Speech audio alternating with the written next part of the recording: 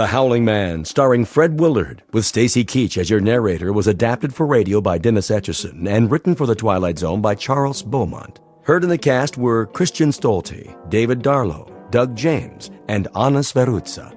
To learn more about the Twilight Zone radio dramas and to obtain audio cassettes and CDs of these programs, visit our website at twilightzoneradio.com.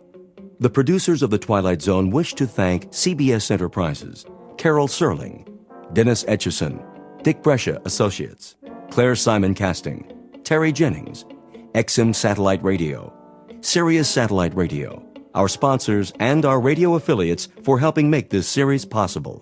This copyrighted radio series is produced and directed by Carl Amari and Roger Wolski for Falcon Picture Group. Doug James speaking.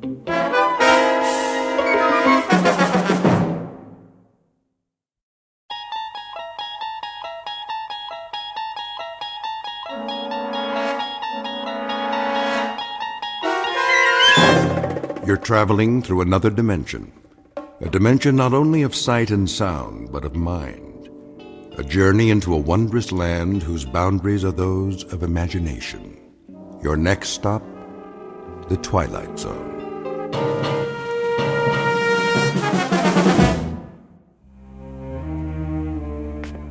Thank you, Mrs. Dunphy. I'll be back shortly. You're going out? I'm afraid so. But you've only just returned. Unfortunately, that is the nature of my work. Another business trip. The most important of all. But first, there are arrangements to be made. I've prepared your afternoon meal. I'm sure it will keep. Can you not make these arrangements by telephone? No. Some things can't be left to chance.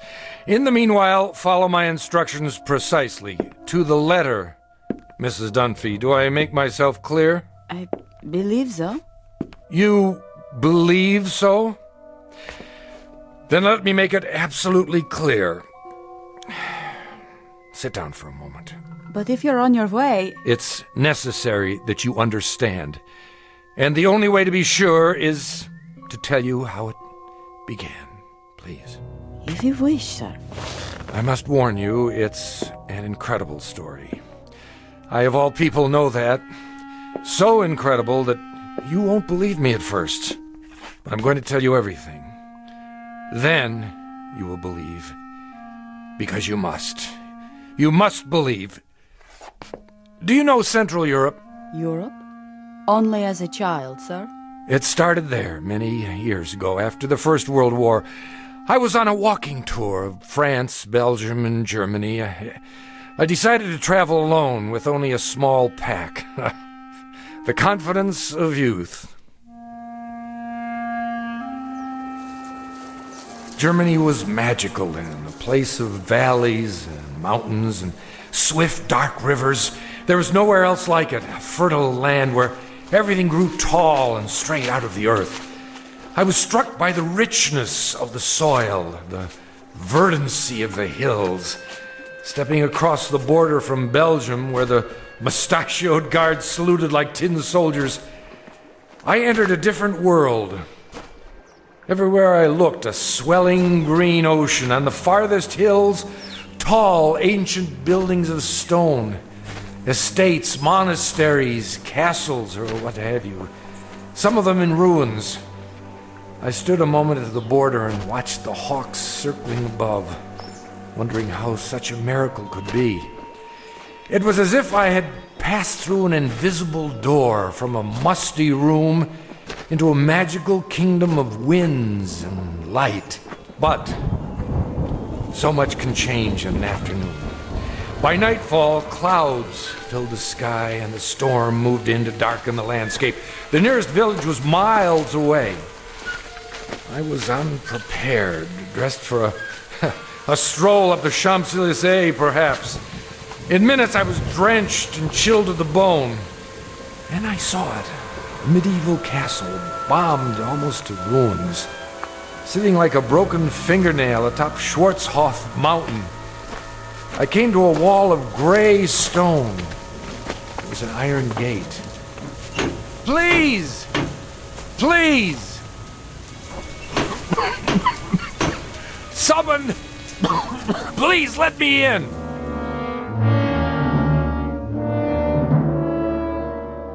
A story told years ago by a man who recalled it from his youth. Fortunately, or perhaps unfortunately, he was never able to put it out of his mind. It begins with a wayfaring traveler. His name is David Ellington, scholar, seeker of truth, and to his dismay, a finder of truth. A man approaching exhaustion, who will confront a problem that has haunted the world since the beginning of time.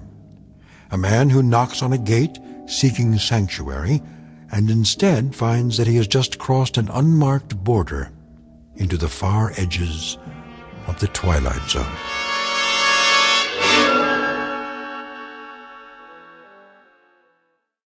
And now, The Twilight Zone and our story, The Howling Man, starring Fred Willard, with Stacy Keach as your narrator.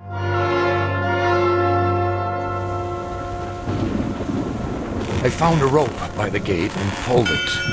Please! Someone! Yes? What is it? Let me in! I'm sorry. You don't understand. I'm traveling on foot. We don't allow visitors. I'm not a visitor! What is this place? It is called the Hermitage. And I'm a stranger caught in the storm. Your robe, the cross around your neck. You're a man of God. I'm lost. Don't you understand? Lost. Very well. Follow me. Thank you, brother. You're ill. I'll be all right. Once I dry out. This way. What are these rooms? A barred window in each door. They look like, well, cells. All are empty now. I see, but what were they? Wait here. What for? I'll speak to Brother Jerome. Who?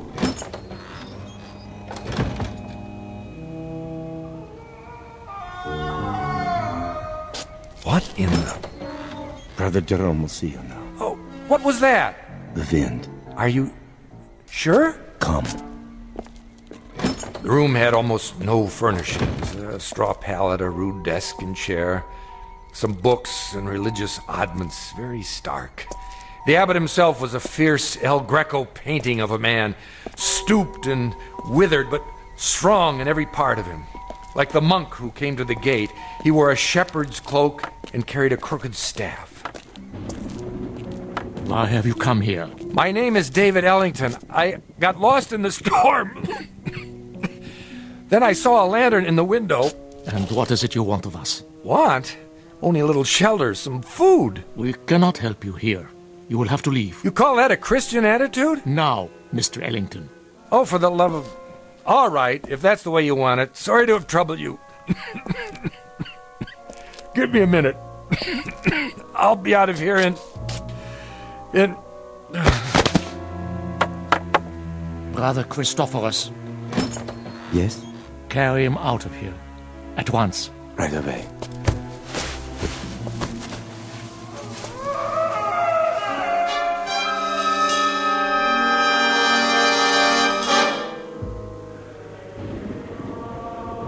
I don't know how long I remained unconscious. When I came to, I was in a primitive cubicle, one of the cells. Walls and ceiling of gray stone, a single small window in the shape of an arch, the floor hard-packed dirt. The monk sat nearby in a chair. I lay under a blanket. Beneath me was a bed of straw. Water! He lives. God's infinite mercy. How long have I been here? 9 days, my son. 9 days? You were very ill. The fever was on you. Brother Jerome said you would die, and he sent me to watch over you. I have never seen a man die. He holds that it is an important teaching, but now, I suppose, it was not your time. Sorry to disappoint you.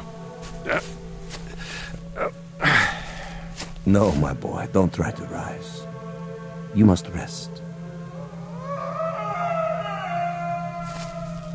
What in the name of heaven is that? In the name of heaven, nothing. I mean the scream. Scream? That. What? Are you deaf? That cry, I heard it before. You said it was the wind. Ah, The wind cleanses the land after a storm. But it isn't the wind, is it? I don't understand your meaning. It's a man. Careful. You must regain your strength. There! Don't tell me you didn't hear it! Perhaps you would like some soup. It's cold, but nourishing. What I would like, brother, is to leave this place. I'm afraid that's impossible. What do you mean? Only that you're not well enough to travel. And of course, you won't be well enough to travel as long as you think you hear such sounds. Now, the soup. I don't want it. Open, please. There. That's better.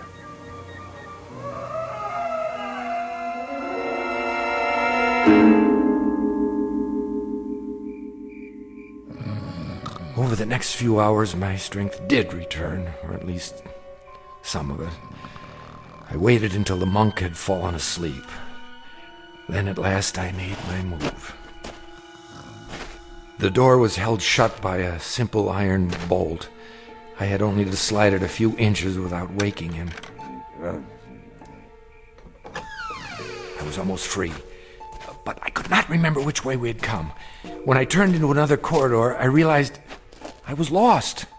It was a maze of dark passages and doors. Here, a part of the ruined ceiling was broken away, and I saw that the moon had risen. In the naked light of the moon, I saw one door different somehow from the others. At first, I was not sure why. Then I realized that in place of a bolt, it was held shut by a piece of wood, a mere stick, crooked and curved, like the peculiar staffs carried by the monk and the abbot, only in miniature, no greater in length than my forearm. On this door, in this door alone, a small wooden staff replaced the iron bolt. How odd! I looked through the opening in the door. Inside, a filthy, shadowed hovel, no table or chair, no straw for a bed. It appeared to be empty. What? There was a man, huddled in the corner, holding his knees and rocking, head back like an animal. In the soiled moonlight, I saw his dirty beard, his rotted clothes. Who are you? Help me. Stay back. No, please. In the name of humanity, help me. But who? You're not one of them. No, my name is Ellington. I'm an American. Shh. What are you afraid of? Them. Listen. Do you hear them coming? No, but why? They will look for you. We only have a moment. You speak as if I'm a prisoner. Aren't you? I'm not sure. Come closer, and I'll explain. Explain what? Don't you know what they are? These men of God. They are mad, Mr. Ellington. All of them, raving mad. Why do you say so? I was in the village, in Schwarzhof, doing nothing out of the ordinary, walking the street with my woman. We were holding hands, that is all. Do you see anything wrong with that? Well, of course not. But what? We paused to rest by a tree in the shade. And then we kissed. Yes, I admit it. Is it wrong to kiss? Tell me. Why, no, I don't think so. You don't think so, I don't think so. But Jerome, that lecherous old fool. The gaunt man, the one in charge. So, you have seen him. As I kissed her, a shadow fell over us. We looked up and saw him standing there. I opened my mouth to speak, but before I could utter a word, he raised the wooden staff he carries, so heavy. You've seen it. Yes. And he hit me again and again. He smote me like an angry god, or a man who thinks he's God. I woke up here. No. I swear. They flogged me with knotted ropes. I asked for food. They would not give it to me. I begged for water. They gave me none. Then they threw me in this filthy room and locked the door. Well, why? For revenge. Jerome wanted my woman. Are you sure? Yes. That disgusting old man, that fanatic. He wanted her. And when she refused his advances, he took his fury out on me. Your story, I find it difficult to believe. Of course you do. That's the strength of the man. He makes his madness seem a harmless thing, the beliefs of a religious zealot. But this is not a religious order, Mr. Ellington. These brothers of truth. Is that what they're called? That's what they call themselves. The real truth is they're outcasts, misfits, cut off from the world because the world will not have them. Have you heard of their sect before, of this hermitage? No, I haven't. Mr. Ellington, you must believe me. I don't say they're all evil, only mad. And here, within these walls, they answer to no law but their own. Wait for me. Where are you going? I'll speak to Jerome. No, you mustn't. If I remind him that false imprisonment is a crime... I tell you, he's the greatest maniac of them all. Quick! He's coming. Hide yourself. Mr. Ellington. No.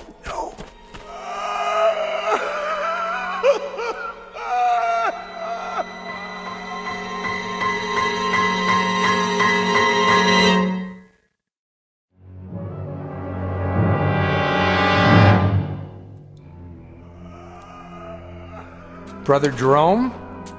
I did not know you were well enough to walk. I still feel weak. Brother Jerome... Come with me, please. Look here, This way. Where were you going? I was looking for you. It was unwise for you to wander on your own. The corridors can be treacherous. Oh, can they? In what way? The building is very old. One might trip and fall without a torch. Or go where one is not meant to go, is that it? See something perhaps that you're ashamed of? I do not know to what you refer. Don't you? Oh, then you don't know the grounds very well. I saw something just now that violates the law of this country and of humanity. I must ask you... And I must ask you, Mr. Ellington, to leave the hermitage at once. We lack proper facilities to care for the ill. You certainly do. Arrangements can be made in Schwarzhof. Just a minute. No, not a minute. Not an extra second, Mr. Ellington. Now. I thought you were concerned about my health. I am. But now you want me gone regardless. Why? I have explained that. You've explained nothing. Based on what I've seen, I question your motives. I question your entire operation here. You are making assumptions. I certainly am. Now, look, no one invited me to come here. I realize that. I arrived unexpectedly, and you're not prepared for visitors. But I had no choice. And there is no excuse for your behavior. I suppose it was only a matter of time before you brought out the knotted ropes so that you could flail me or whatever it is you do for amusement. My son. I'm not your son! There are many things you don't understand. That's right, I don't. So begin with this one. Tell me, why are you in such a hurry for me to leave? What more are you afraid I'll find out? More? Besides the man you've got locked up in that cell. What man is that, Mr. Ellington? The one we just left. The one who's been screaming his head off. I am not sure what you're talking about. That's it, isn't it, brother? Or is he only one of many? Well, it isn't a secret anymore. I know. And what do you think you know? I... The chair. Sit. You are still weak. Brother Jerome, I know very little about this cult of yours. What's permitted within these walls, but I doubt very seriously that you can imprison a man against his will. That is quite true. We have no such authority. Then why have you done it? No man has ever been imprisoned at the Hermitage, Mr. Ellington. He claims otherwise. Who claims otherwise? Who do you think? The man in the cell at the end of the corridor. There is no man in the cell at the end of the corridor. I was talking with him. You are talking with no man. And you think I'm hallucinating? Mr. Ellington, you are ill. You still have a fever. In such a state, delirium may cause one to see and hear things that do not exist. Do you mean to tell me you don't hear that? Hear what? Look at me. Dreams can seem very real. And honest men make unconvincing liars. The brother who's been caring for me. Brother Christophorus? Yes. He has a way of looking at the floor when he tells me I'm imagining things. You look at me, but your voice loses its command. More imaginings. I don't know why, but you're both very intent on keeping me away from the truth. What do you know of the truth? Which is not only poor Christianity, Brother Jerome, it's poor psychology, because now I'm very curious indeed. Curiosity is a dangerous thing. Oh, I was taught it's a sign of intelligence. There are some things best left alone. Like sleeping dogs, a nest of snakes. I'll uncover the facts eventually, you know. Meaning what? Just what I say. I imagine the local police will be interested to learn that you're keeping a man locked up here. I tell you, there is no man. All right, let's forget it. I'll deal with it in my own way. And what way is that? However I see fit. It's no concern of yours now. Oh, and I apologize for not dying. Maybe some other time, brother. Mr. Ellington. A last word? Bon voyage? Don't bother yourself. I'll make it to the village with no further delay, I assure you. Mr. Ellington, the prisoner in the cell, it's a delicate matter. Ah! So you admit it? A terrible thing. He's violent, dangerous, more dangerous than you know. We are obliged to lock him in the cell. I'm sure you can understand. I understand that you're still lying to me. Goodbye, Brother Jerome. Would you really go to the police? If you were in my place, wouldn't you? Very well. Close the door, Mr. Ellington. I have told you the truth, but only a part. Now I see that I must tell you the whole of it. May God forgive me. Then you do hear it. As I have heard it every hour of every day, for 5 long years. Why did you lie? I didn't. Oh, but I think you did. And now the skies darken. The storm returns. I should have known. When I told you that no man screamed in the abbey, I spoke the truth. It is not a man, you see, Mr. Ellington. It is the devil himself. You're joking with me, aren't you? No, Mr. Ellington, I am not. Would that I were. It would be so much easier. But the prisoner in the cell, our only prisoner, is in fact Satan. Oh, come now. Otherwise known as the fallen angel, Ahriman, Asmodeus, Belial, Diabolus, the devil made manifest. You asked for the truth. Now you have it. Do you believe? What? Oh, sure. Now it is you who are lying, Mr. Ellington. You don't believe me at all. To the contrary, you're even more certain of what you've suspected all along, that I am mad. Well, sit down. I will tell you a story. And then we'll see how certain you are of my madness or of anything else. Drink. What did you say? Some brandy. For thy stomach and thy infirmities. No, thank you. Don't worry. It's not poison. A very old vintage. I'll drink with you.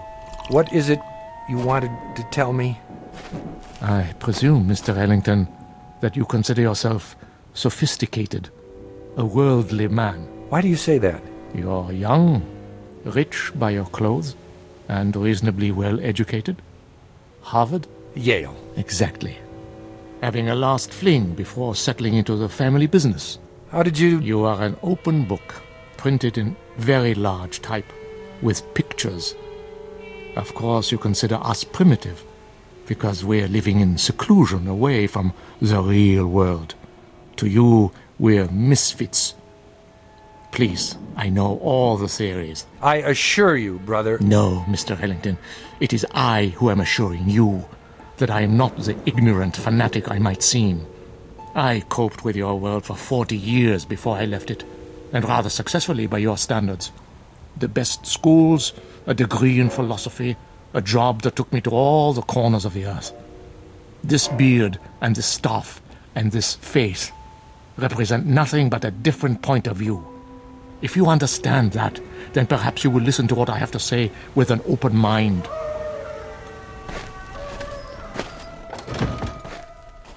Go on. 5 years ago, there were no screams at the Hermitage. This was simply the bombed-out ruins of a castle belonging to the family Wulfren. How did you come by it? Baron Wulfren turned it over to the Brothers of Truth as a gesture of charity. Our task was to tend the great vineyards and save what souls we could by constant prayer. But this isn't a formal religious order, is it, brother? We believe that we are recognized by God.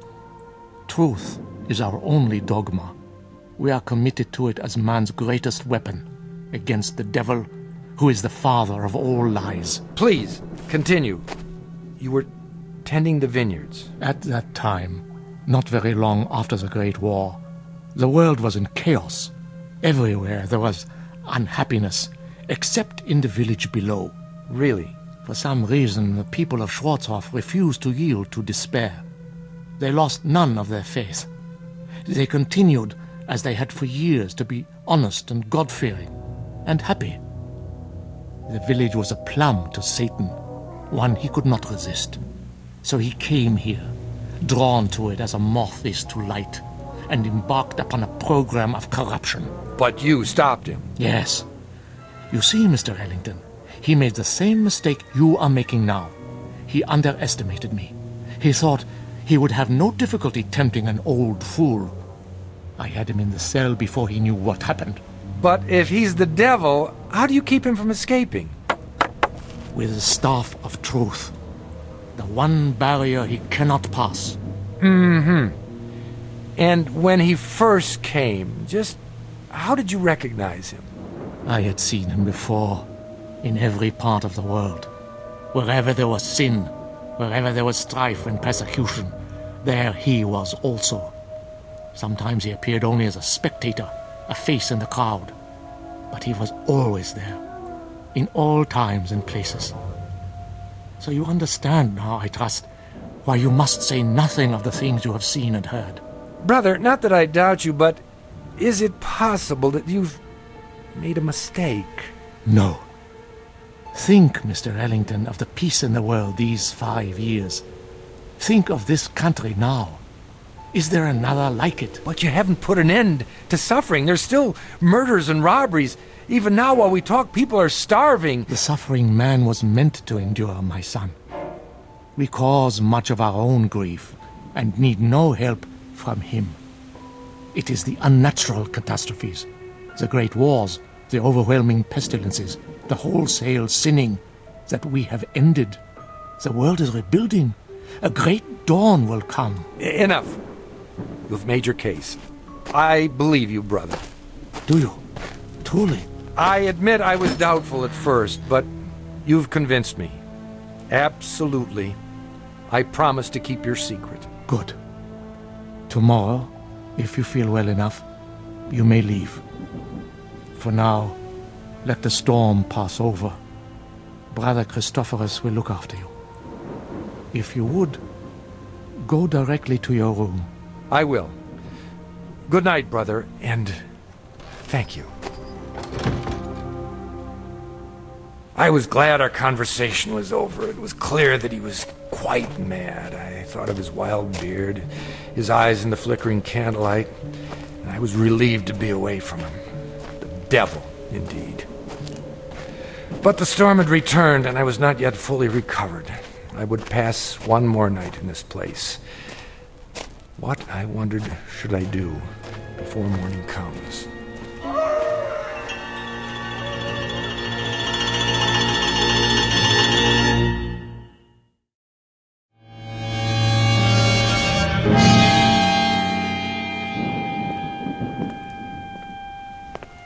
The corridor was dank and empty. I felt as though I were the last sane man in an insane world.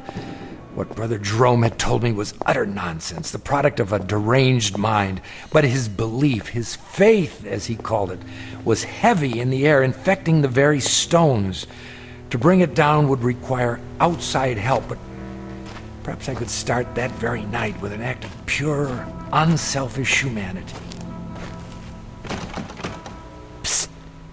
Are you in there? Where else would I be? I thought you weren't coming back. I had a meeting with Brother Jerome. What did he say? He lied to you, didn't he? He said that you're Go on. What? the devil. The devil! Oh, that's good. That's wonderful. What a dream for an old man. Himself a devil. To catch Satan and lock him away in this God-forsaken place. You don't believe him, do you? Of course not. Then help me. If I let you out now while they're awake, they may catch you before you leave the grounds. There's always the possibility. But another hour here, you don't know what it's like. Look here, why don't I just go and get the authorities? When? As soon as morning comes, I'll find the path to the village and... No! It would be my death warrant. The authorities will return and find nothing. Who knows what will have happened to me by then? Jerome is mad, but he's shrewd, too. He won't leave any evidence behind. Then, what can we do? You must let me out now. There doesn't seem to be a lock on your cell, only this small shepherd's staff. You could almost reach through the bars and remove it yourself. I've tried. It's wedged in such a way that I can't get my fingers around it. Here, I think I can get it. Quickly. Wait. Brother Christophorus. There you are. Brother Jerome was fearful. You might lose your way. No, nothing of the kind. Come along.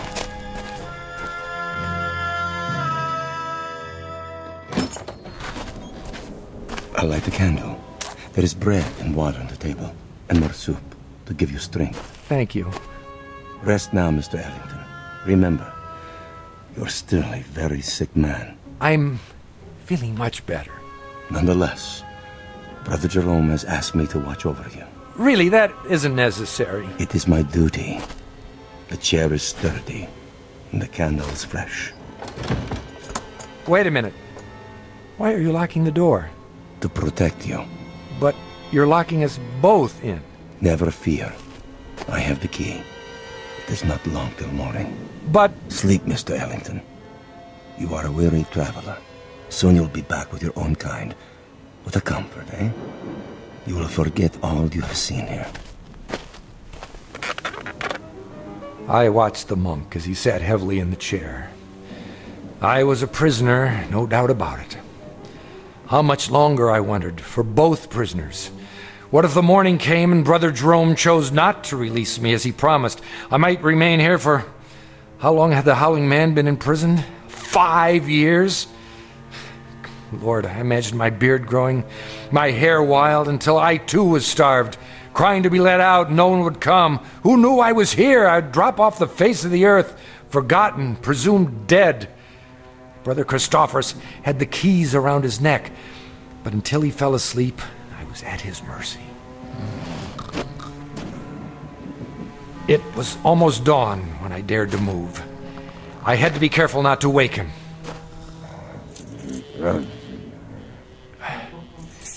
Yes, I finally had the key. I locked Brother Christophorus in the cell. There was no time to spare. I knew I must release the Howling Man before I left the hermitage. You've come. Good. What do you want me to do? Lift off the wooden bolt. Are you sure this is all that holds you in? A small carved stick? Yes, lift it off, I tell you. But surely you could have forced the door and broken it. Please! There is no time for talk. In the name of mercy, if you fail now, they'll kill both of us. All right. Hurry. I'm trying. I just need to slide it out of the latch. Mr. Ellington, where have you gone? Hurry. Hurry! A moment. Stop him! Stop him! Now! Brother Jerome, come quickly. I am free. Stop! I command you. The other way. Now.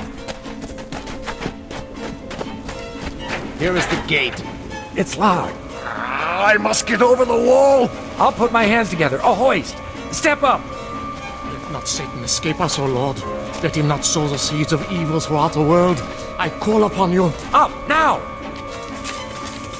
He stepped in my hands and climbed the gate. Now, reach down and give me your hand. Help me.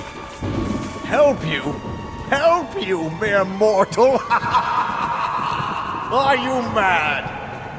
And I saw not the foot of a man before me, but a cloven hoof in a flash of lightning, with those horns grown suddenly from his forehead.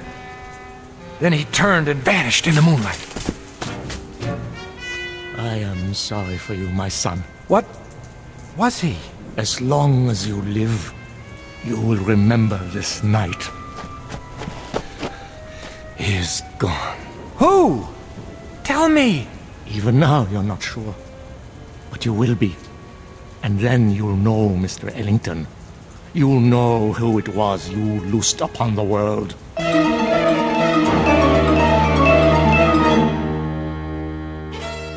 The monks were mad, I thought. Or the howling man was mad. Or I was, or the whole world. But Brother Jerome was correct. I could not forget. And when the pictures of the carpenter from Bromau Alm Inn appeared in the papers, I grew uneasy, for I felt I'd seen this man before. And when the carpenter invaded Poland, I was sure. And when the world was plunged into war and cities had their entrails blown asunder, and that pleasant land I had visited became a place of hate and death, I decided to spend the rest of my life tracking down the one I had released. Each night I dreamed of it, Mrs. Dunphy, and I kept dreaming through all the wars since, until this week.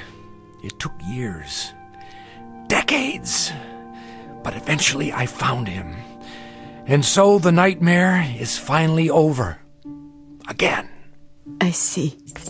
And now, Mrs. Dunphy, I'm going to see about a chartered plane to have him transported back to Germany. Brother Christophorus is in charge now. I have already written him. He will be very relieved.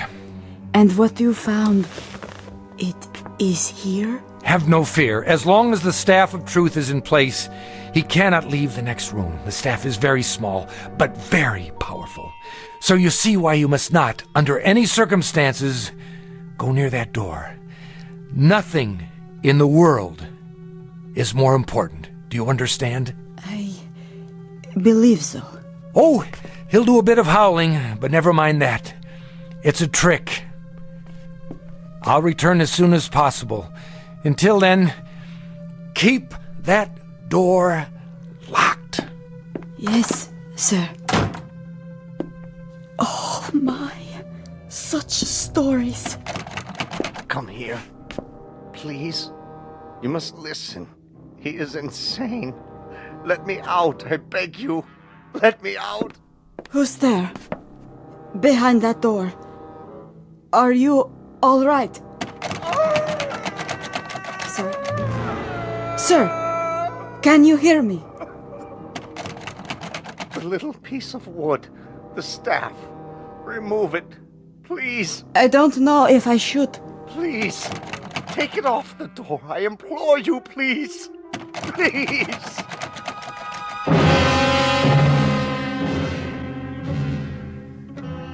Ancient folk saying, you can catch the devil, but you can't hold him long. Ask Brother Jerome, or Brother Christophorus, or David Ellington. They know, and they'll go on knowing, to the end of their days in the Twilight Zone. More from the Twilight Zone after this. You are about to enter another dimension, a dimension not only of sight and sound, but of mind, a journey into a wondrous land of imagination. Next stop, the Twilight Zone. Hi, this is Stacy Keach. I'd like to take a moment to tell you about our Twilight Zone website at twilightzoneradio.com. At twilightzoneradio.com, You'll find the latest information on these Twilight Zone radio dramas, including behind-the-scenes photographs, plus the newest product releases, trivia contests, ways to contact us, other Twilight Zone-related info and merchandise, plus links to other fascinating websites. So make your next stop twilightzoneradio.com. Visit twilightzoneradio.com to purchase these Twilight Zone radio dramas on cassette and CD, or call toll-free 1-866-989-ZONE. That's 1-866-989-9663.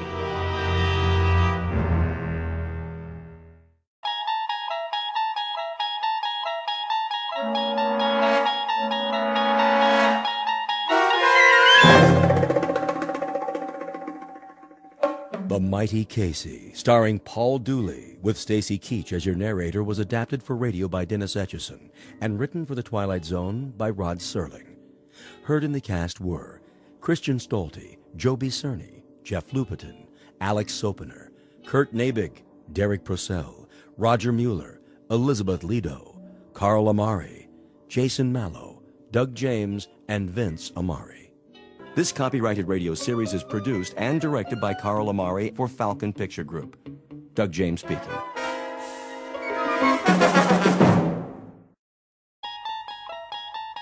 There is a fifth dimension beyond that which is known to man.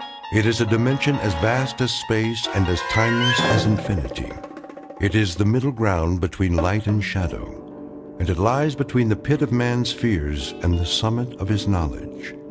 This is the dimension of imagination. It is an area which we call the Twilight Zone.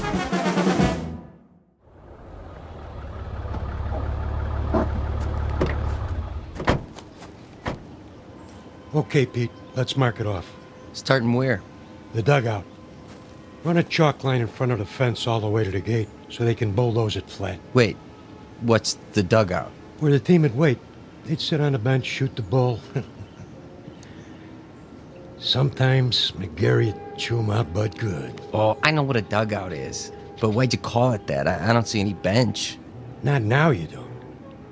Used to be right over there, under the bleachers, near home plate. Okay, I get it. This place used to be a ballpark. Of course, that was before my time. Yeah, I'll bet it was. I always thought this was a track for motocross and monster trucks. My old man used to take me before it was a swap meet, I mean. That right. There was this one truck, the Grave Digger. Oh, man, you should have seen it. Big old tires, rolled right over anything. How old are you, kid? Me, 22. 22? I was out of high school before you were born. You know what? You really missed a lot. Yeah, Pops, back in the day. Hey, you ever see the monster trucks? Afraid I missed that. Ever see the Zephyrs? The what? Only the greatest ball club there ever was. Sure. That's why I never heard of them.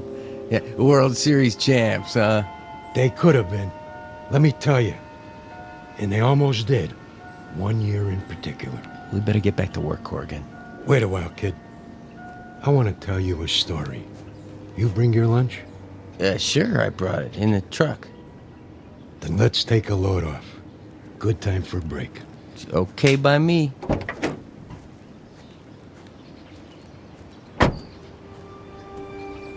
We can sit over there in the pitcher's mound. Of course, you can't see it anymore, but it was there. Fletch was the regular pitcher. He was a nice guy, but he had an arm like an old lady. Then one day out of the blue. Oh, you're not going to believe this. Oh, one day what? Well, it was, must have been July. Yeah, that's it. Middle of the season, everybody was talking about the Giants, how good they look, what a lineup, blah, blah, blah.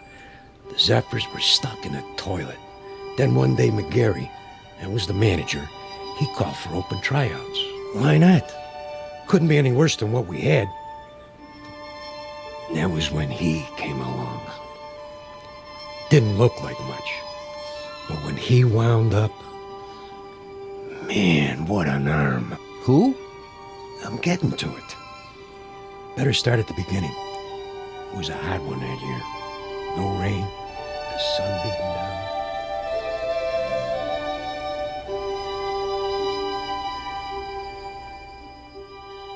You're standing in the middle of what used to be a baseball stadium. Now the grandstand is falling apart, the field is covered with weeds, and the men who played here are nothing but ghosts. But believe it or not, this was once home to a major league team known as the Hoboken Zephyrs. Never heard of them? That's not surprising, unless you're one of the old-timers. Today it holds only memories and no sound except the wind that stirs in the high grass of the outfield. A wind that on occasion still carries a faint, eerie echo of the crowd that once sat in those bleachers.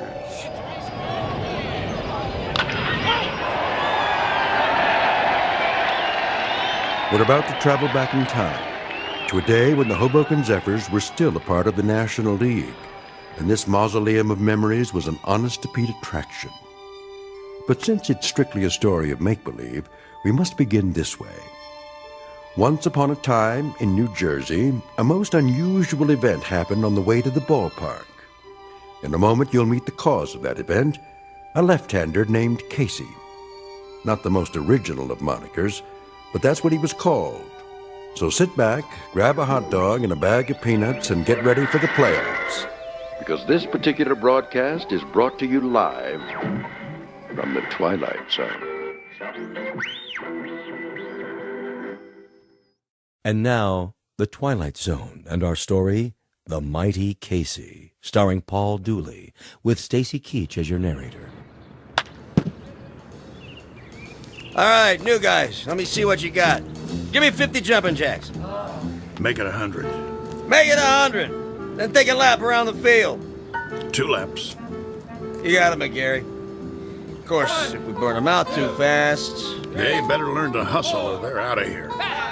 Okay, Mel, if you say so. Let me hear you count. 9, 10, 11, 12, 13, 14, 15... Morning, McGarry. Beasley. 4 great-looking boys, huh? The one with the black socks and the Florsheim's brought a note from his mother. Who are you expecting, the All-Stars? Post a sign for open tryouts in a last-place club that happens to be 31 games out of first place, and this is what shows up. You never know, I guess. Might be some talent out there. Yeah, and you might be Yogi Berra. I can't make something out of nothing. You're the owner of the club. You gotta give me some ball players. Think you'd know what to do with them if I did? 20 games out of 4th place, and the only big average we've got is a manager with the widest mouth in the business. When the Zephyrs win 1 game, we gotta call it a streak. Buddy boy, when contract time comes around, you don't have to. Sure, you let me go. Who you gonna get? Now think of something. You can always manage the team yourself. One more time, Fletch. Ugh, trying to get it over the plate.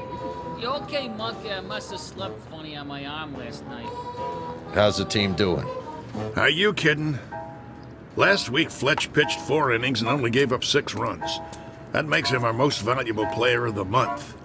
Hey! Hey! Okay, let's see some sweat out there. New guys, take a lap. We gotta do it. Jeez, it just goes on forever and ever. I get it. Dugout. What? Who? Just a minute, I'll ask him. McGarry!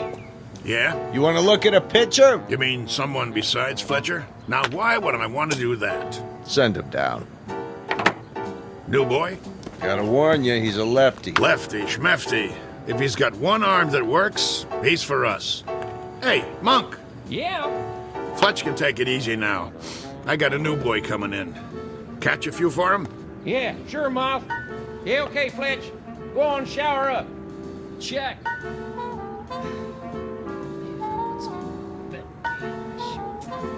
One more lap, let's go. You got the lineup for tonight? I'm working on it. Who's the starting pitcher? I don't know yet. You don't know? Have to see how it goes. Whoever's hot gets a shot. Make that lukewarm. Oh, my. Chavez! That's enough with the laps. They look like they're gonna pass out. Check. Take 5, boys. All right, McGarry, I've seen enough. Yeah, you and me both. What's that? I said I'll see you on the sports page. I'll stop by later. You do that. Mr. McGarry? Over there. Hey, Mouth! Your new man's here. You gotta be kidding. Mr. McGarry, is it? Okay, what's the gag? I don't know what you... Come clean, Gramps. Did old man Beasley put you up to it? I'm afraid Well, tell him I don't need a water boy. Thanks for coming by. Leave your name at the office. There must be some misunderstanding. I'm here about the pitching position. Right. Hardy har har. Oh, I'm not a pitcher, though I've thrown a few baseballs in my time. Of course, that was before the war. Yeah? Which one? The Civil War? You don't look old enough for Valley Forge, but come to think of it, was the winter really as cold as they say? I represent Casey. Oh, Casey. Straight from Mudville, I bet. Even got himself an agent. How much do you get? 10% of nothing? Here he is now. Him? What is he? 115 pounds soaking wet? Listen, no offense, but if a wind comes up, those ears will start flapping and he'll take off like Dumbo. Say hello, Casey. Nice one, Miller. Oh, pleased to meet you. Hey, watch out. I said watch out, the ball's coming down. Step aside, Casey. Now, boy. I said... Ooh. Ow! Right on the old beam. That must have hurt. You okay, fella? Oh, Casey's fine. Just fine. How come he's still standing? Must be out on his feet. I'll call an ambulance. Don't go suing us now. I wouldn't think of it. Casey, as I was saying, this is Mr. McGarry. He's the manager. Hello. Pleased to meet you. Do you want to lie down? Come on in the dugout. Shake hands, Casey. That's all right. You remember how to shake hands, don't you? Yes, sir. Right hand, Casey. Your right hand. Put her there, pal. Oh, ow! You can let go, Casey. That's right. Release now. Wow! My hand. What a grip. Sorry, Casey doesn't know his own strength sometimes. Some arm. Never would have guessed it. Well, let's see what he can do. Mind if I try him out? That's what we're here for. Right, Casey? Correct. Okay. See that guy over there with the great big mitt? Yes, we see him. He's what's known as a catcher. His name is Monk. Ah. Go out there and throw him a few. Thank you, Mr. McCary. This I gotta see. Quite. You his father? Casey? Oh, no, he has no father. An orphan, huh? Not exactly. I guess you'd call me his creator. That a fact. It is, actually. Come from around here, does he? You might say so. Uh-huh. How old is he? Well, that's a little difficult to say. What's difficult about it? It's hard to discuss Casey's age in chronological terms. He's only been in existence for a brief time. What I mean is, he has the mind and physique of roughly a 22-year-old, but in terms of how long he's been here, the answer would be 3 weeks. Huh? Approximately. Would you mind going over that again? You see, I'm an inventor. I made Casey. You made? In my workshop. Well, that's swell, pal. There ain't too many homemade left-handers in the league. You don't understand. I'm serious. Sure you are. Anytime you're ready. Yes, sir.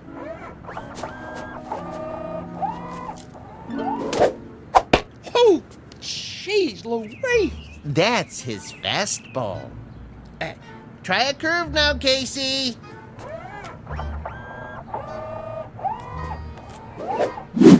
His curveball. Hey, do that again. If you like.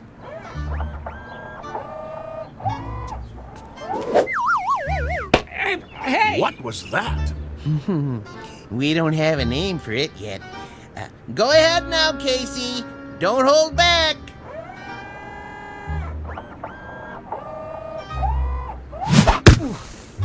Oh, pah, enough already. Something wrong? Wrong? Well, you see him? That kid, he picks up where Feller left off. He's got a fastball almost went through my glove. and a curve, and a hook, and a knuckler, or whatever you want to call it. He got control like he uses radar. Oh, it's the best pitcher I ever caught in my life. Thanks, Monk. That's enough for today. I swear, I never seen anything like it. He don't even pitch like a human being. Precisely. Well, he's still rough, Gramps. He's plenty rough, but I might give him a try. If he can do the same thing when there's a game on. Oh, he can do it. Consistency's not a problem. He's a robot, you know. Yeah, don't say that. Don't ever say the word R-O-B-O-T-T around here. We'll just keep that one between us, okay? Did you like my pitching, Mr. McGarry? You might have a little potential, Casey, like I told Mr. Stillman here. Professor. The Professor Stillman. You're awful rough around the edges, but I think maybe we could give you a shot. I like to help young ball players. Now you go on into the locker room and find a uniform that fits. He can wear a uniform, can he? Anything you like. Then go and change and come back, and we'll discuss a little contract. Just the three of us. That seems fair. Very kind of you, Mr. McGarry. Don't mention it. Go on now. Say thank you, Casey. Thank you, Casey. Thank you, sir. Come along. You're going to be a real baseball player now, just like I promised you. Isn't that wonderful? Yes. Wonderful.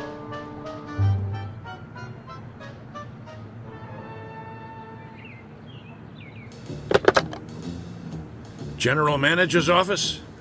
This is McGarry. Now listen. Draw up a contract. New pitcher, name of Casey. No, I don't know his last name. Leave that part blank. Just do it. The only thing that's between us and a pennant now is if this guy's battery goes dead or he rusts in the rain. Never mind what I mean. Draw up the contract before he gets away.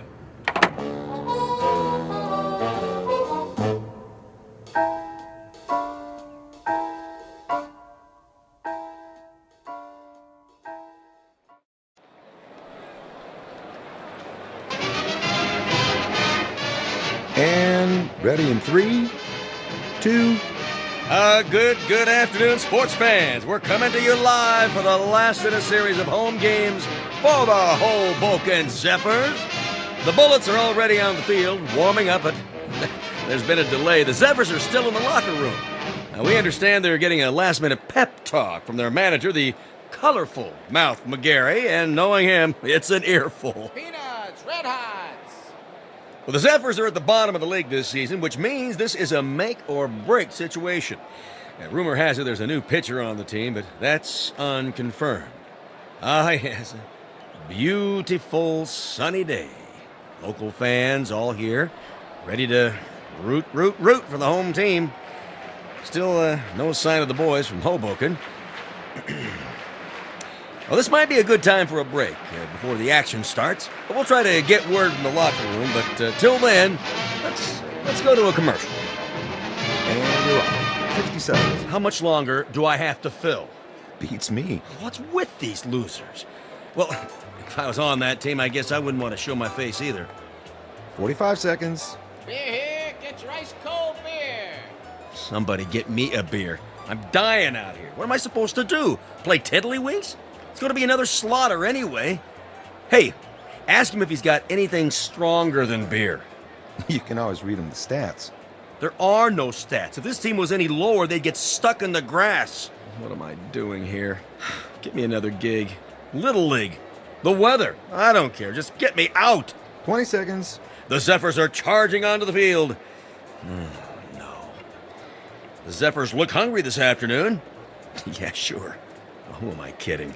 They're not going to show. The game's canceled. You'll see. 10 seconds to air. Oh, those bums. It's the same old story. Fletcher winds up, he throws, and he drops the ball on his foot. They should send out a bunch of chimpanzees. 5, 4, 3, 2. And welcome back, ladies and gentlemen, to more thrilling baseball action.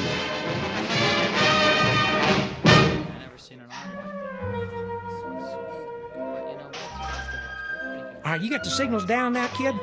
There's no I in this. Okay, when you're ready to throw, you watch my fingers. See, I'll give you the hand signals, just like we practiced. Remember the one for the fastball? This one.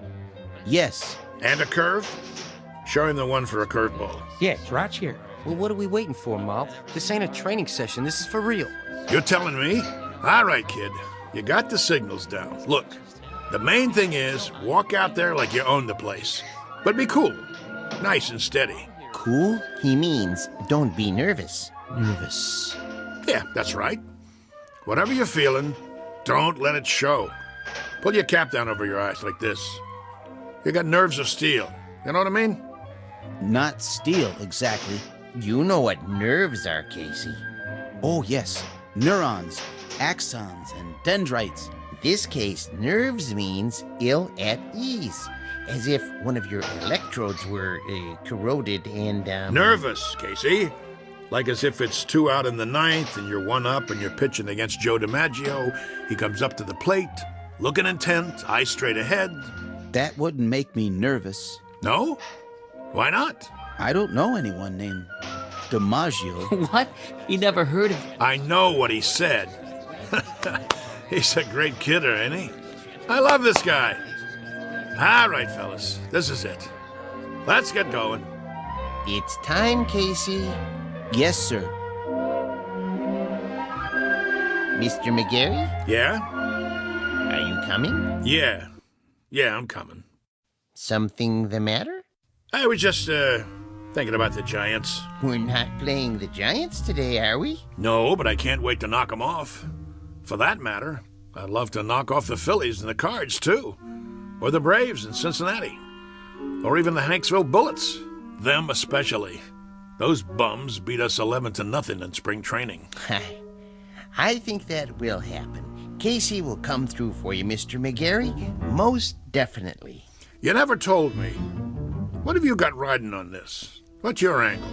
With Casey? My interest is purely scientific.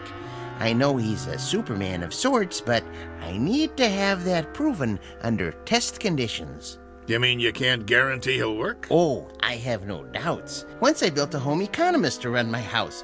Marvelous cook. I gained 46 pounds before I had to, dismantle her. Now, with a model such as Casey, with his strength and accuracy, I knew he was destined to play baseball. And in order to prove my point, I had to have him pitch in competition. As an acid test, I settled on the absolute worst team I could find. Nothing personal. Nah, of course not. Very nice of you to think of us, Mr. Stillman. Professor Stillman. Professor, I really appreciate it. No kidding.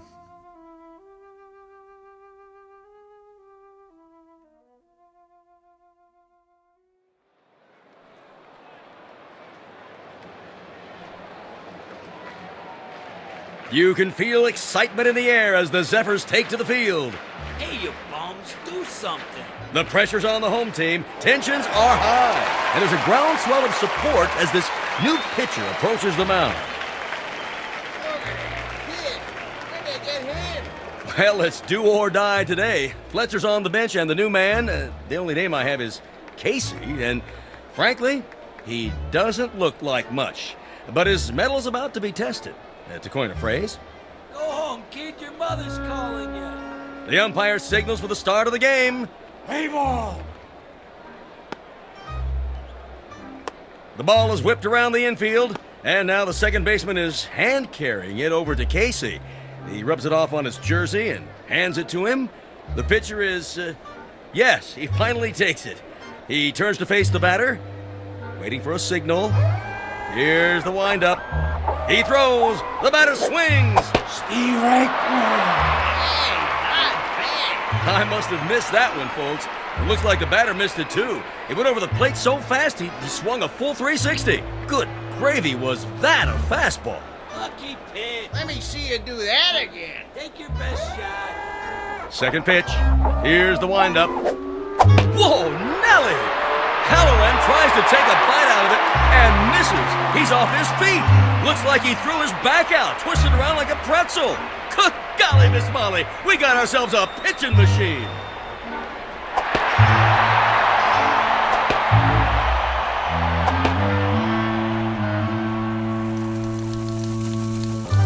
In baseball news, here's a cutie for you. Seems there's a rookie in Hoboken who's pitched 3 straight shutouts. They said it couldn't be done, but with a blistering performance to sew up 9 in a row. In a stunning comeback, the Zephyrs zoomed to 4th place in the National League as Casey gets ready for number 14. And that makes 3 more no-hitters for the mighty Casey. The Zephyrs are locked into 1st place. Questions in the news this morning about the mysterious Casey.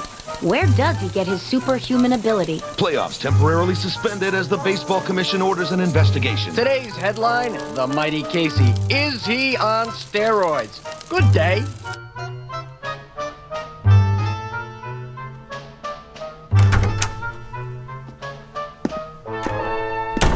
All right, Casey, just relax. What do you mean? He's relaxed. Let's get this over with, Doc. I'm going to sit down in front of you and strike your knee with this little rubber hammer. Why? It's a test, Casey. Nothing to get shook about. You mean shaken? Here we go. Casey, watch where you're kicking. Well, I'd say his reflexes are 100%. That it, Doctor?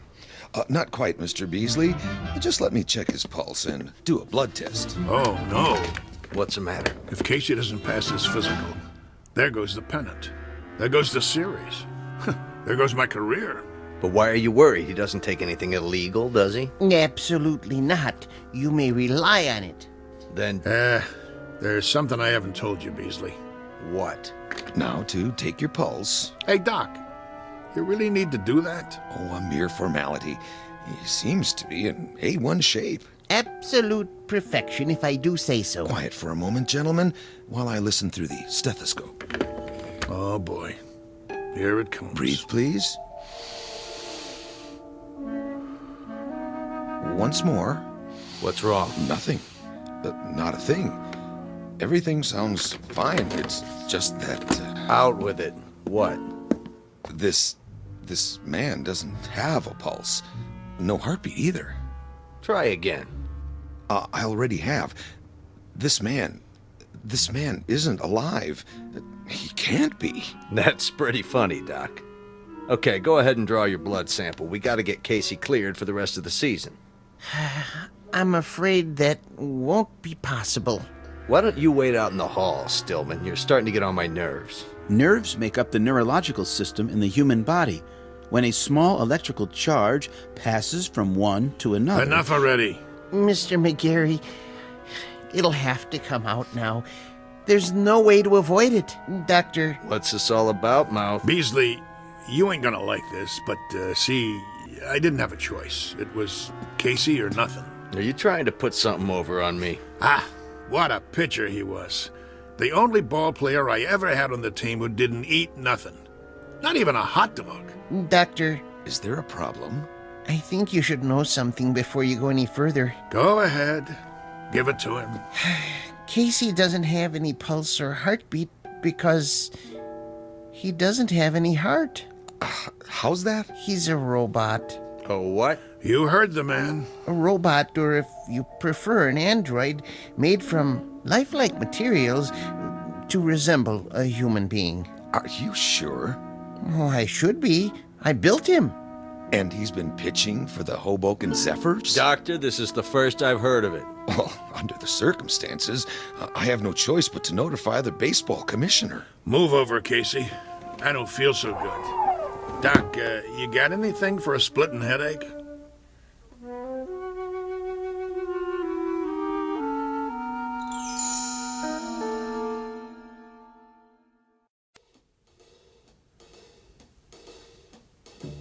McGarry, you gave me your word. Yeah, that the team would win. I didn't say nothing about... Yes, you did. You brought me Casey and I said I never seen anything like him. Did I lie? Not as such, but you can't run roughshod over the rules. I'm holding you in breach of contract. Me? What did I do? I got you a winner. Know how many tickets we sold? You never had such a season. All right. Knock it off, you two. I'm the commissioner, and I say he's suspended. That's final. On what grounds? He didn't take no illegal substances. He doesn't have to. Everything about him is illegal, from the top of his head to the cleats on his shoes. He's a machine. So? Article 6, Section 2 of the Baseball Code, I quote, "A team should consist of 9 men." End quote. Men, understand? Not robots, or vacuum cleaners, or mix masters. Commissioner, perhaps there's another way of looking at this. For all intents and purposes, he is human. Casey, would you mind saying a few words? Tell us about yourself. Where should I begin? At the beginning, of course. Yeah, where was he born? All men are born, not to assemble in a machine shop. Go ahead, Casey. What state? I was born in a state of ignorance. There you go. My point exactly. Well, he can talk, can't he? He talks as good as me. That means he's got to be alive. I wouldn't count on it. But he is not human. Easy for you to say. How human do you want him? He's got arms, legs, a face. And ears. But no heart. He doesn't even own one. How can he be human without a heart? Beasley don't have a heart either. He owns 40% of the ball club. That's it, gentlemen. He doesn't have a heart. Ergo, he isn't human. And that's a violation of the baseball code. Therefore, he doesn't play. Mr. Commissioner, suppose this, just for the sake of argument. Supposing I gave him a heart. You gave him? Where will you get one? At the local parts store? Hear me out. If that essential is the only thing that renders him different from the norm, I could try an operation. I think I could do it. In fact, I'm sure I could. Supply him with a self-contained mechanical heart, that is. Now you're talking, Prof. How about that, huh? What do you say? Well, it would be very irregular. If he were to be given a heart, would medical science classify him as... what I mean is, could he then be called a... He had the doc fooled even without one. All right. With a heart, I'll give him a temporary okay until the league meeting in October. Then we'll have to take it up in session. The other teams will scream bloody murder. I can see DeRocher now. Then it's all settled. Casey gets a heart and accreditation as human, and the Zephyrs... Take it, Mouthy. With pleasure. Hoboken wins the pennant for the first time in 23 years.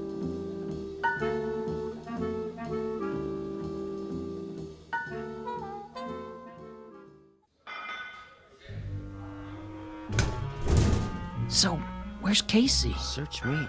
He's supposed to be here. Yeah, well, thank you very much, operator. Well, how's Casey? Is he coming? I don't know. What do you mean you don't know? The operator can't get an answer at Stillman's house. Well, maybe he's in the middle of the operation. So he's in the middle of the operation. What's the matter? He can't use one hand to pick up the phone? We can't wait no longer. I gotta turn in the starting lineup. Corrigan? Yeah, Mouth. You'll pitch tonight. All the rest of you, same as before.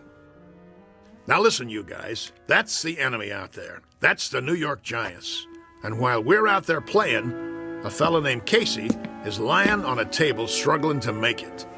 And I know that the last words out of his mouth before the knife went into his chest were, "Go on out there and win one for me." And I'm going to tell you something else, fellas. From now on, there's going to be a ghost in that dugout. Every time you pick up a bat, look over to where Casey used to sit, because he'll be there in spirit, rooting for us, cheering for us, yelling, "Go, Zephyrs, go!" Hello. Oh, hi there, Professor. And I'm going to tell you something else about him. He has heart. Not a real heart, maybe, but that guy who's lying there with a great big hole in his chest, he... Hello, Mr. McGarry. Hello. Now, as I was saying... Casey? Hey, how you doing? Hey, welcome back. All right. Knock it off. Quiet in here. Sorry we're late. Well, you got something to tell me? Go ahead, Casey. Listen, Mr. McGarry. I'm listening. He means his chest. Put your ear against it. Go ahead. Okay. Hear it, sir? I hear it. Casey, you got heart. And look at that smile on his face. That's the one thing I could never get him to do. Smile. How do you feel, boy? I feel... Well, frankly, I feel wonderful. Just wonderful. I feel togetherness with everybody. Then, let's go team! Yeah. Casey starts tonight. The new Casey. Now let's get out there and show him what we're made of.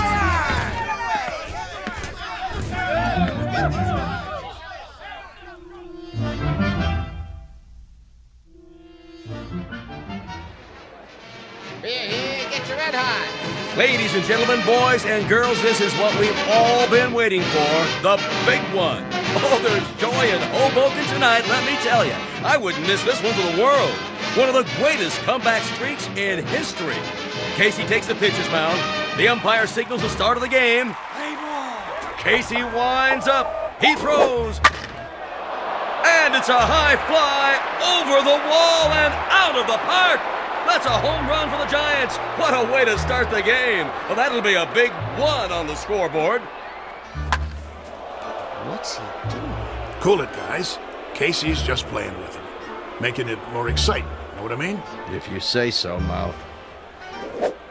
Another run for the Giants. Now it's 3-0.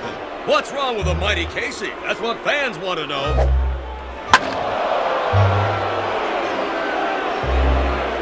And it's all over. A shutout for the Giants. Looks like Casey's streak is history.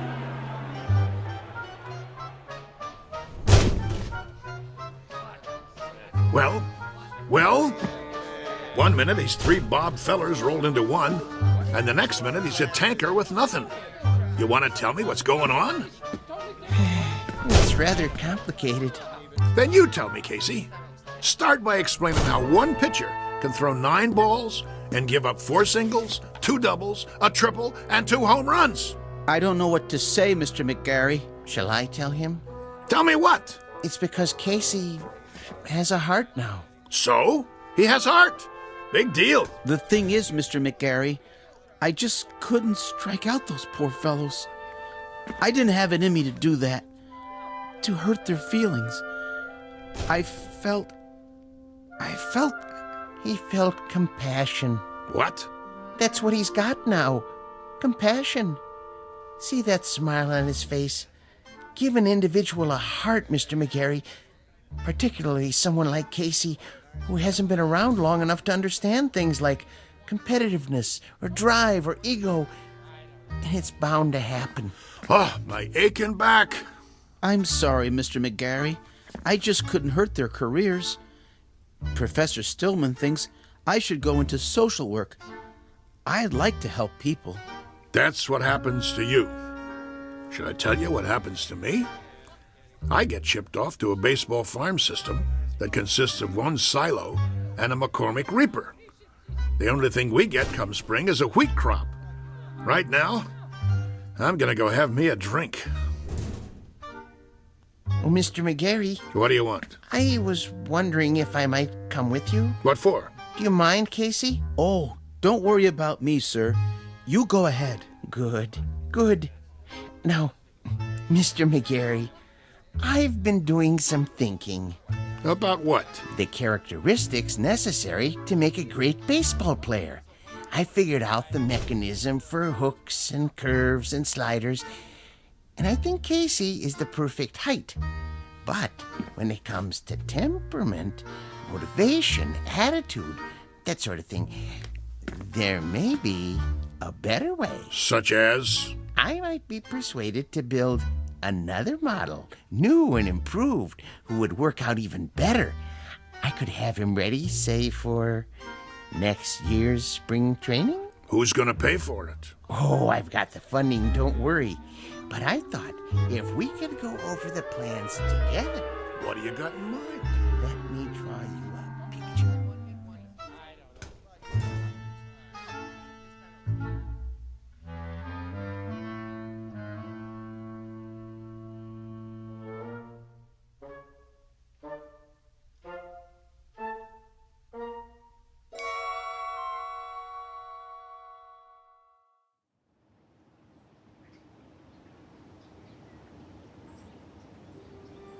Geez, that's a heck of a story. Yep. Of course, it didn't work out. The professor didn't have the money, and he wanted certain, well, perks that old man Beasley wouldn't agree to. So it fell apart after that. But for a few weeks there, A bright, shining time it was. We didn't just have heart. We had hope. How do you know so much, Mr. Corrigan? Because I used to play with them when there still was a team called the Zephyrs. No kidding. Come on. We better get back to work. You finish your lunch? Yeah. Then let's go. They're gonna flatten this place to the ground tomorrow. We gotta get it marked off. I guess so.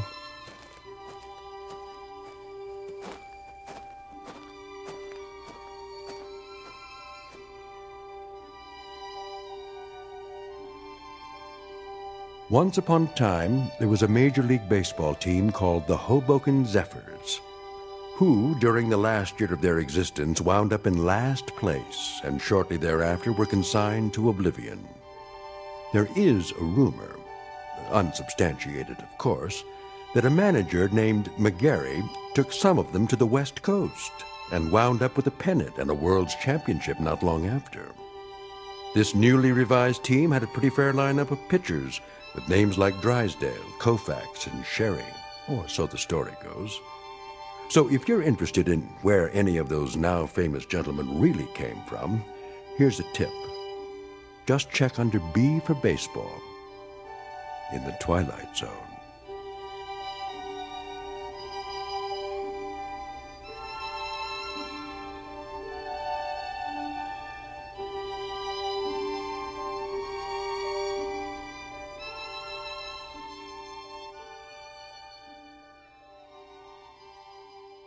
We'll return to the Twilight Zone in just a moment. You are about to enter another dimension. A dimension not only of sight and sound, but of mind. A journey into a wondrous land of imagination. Next stop, the Twilight Zone. Hi, this is Stacy Keach. I'd like to take a moment to tell you about our Twilight Zone website at twilightzoneradio.com. At twilightzoneradio.com, you'll find the latest information on these Twilight Zone radio dramas, including behind-the-scenes photographs, plus the newest product releases, trivia contests, ways to contact us, other Twilight Zone-related info and merchandise, plus links to other fascinating websites. So make your next stop twilightzoneradio.com. Visit twilightzoneradio.com to purchase these Twilight Zone radio dramas on cassette and CD, or call toll-free 1-866-989-ZONE. That's 1-866-989-9663.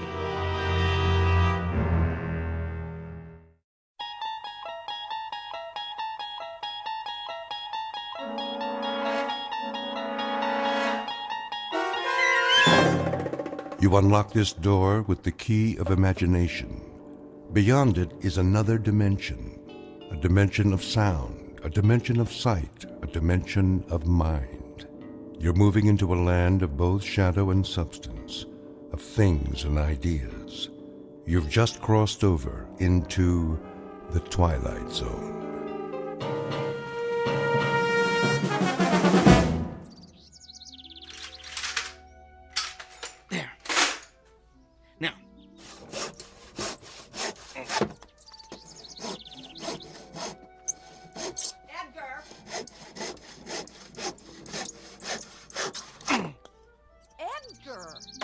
Yes, Helen? Come here, please. I'll be right there.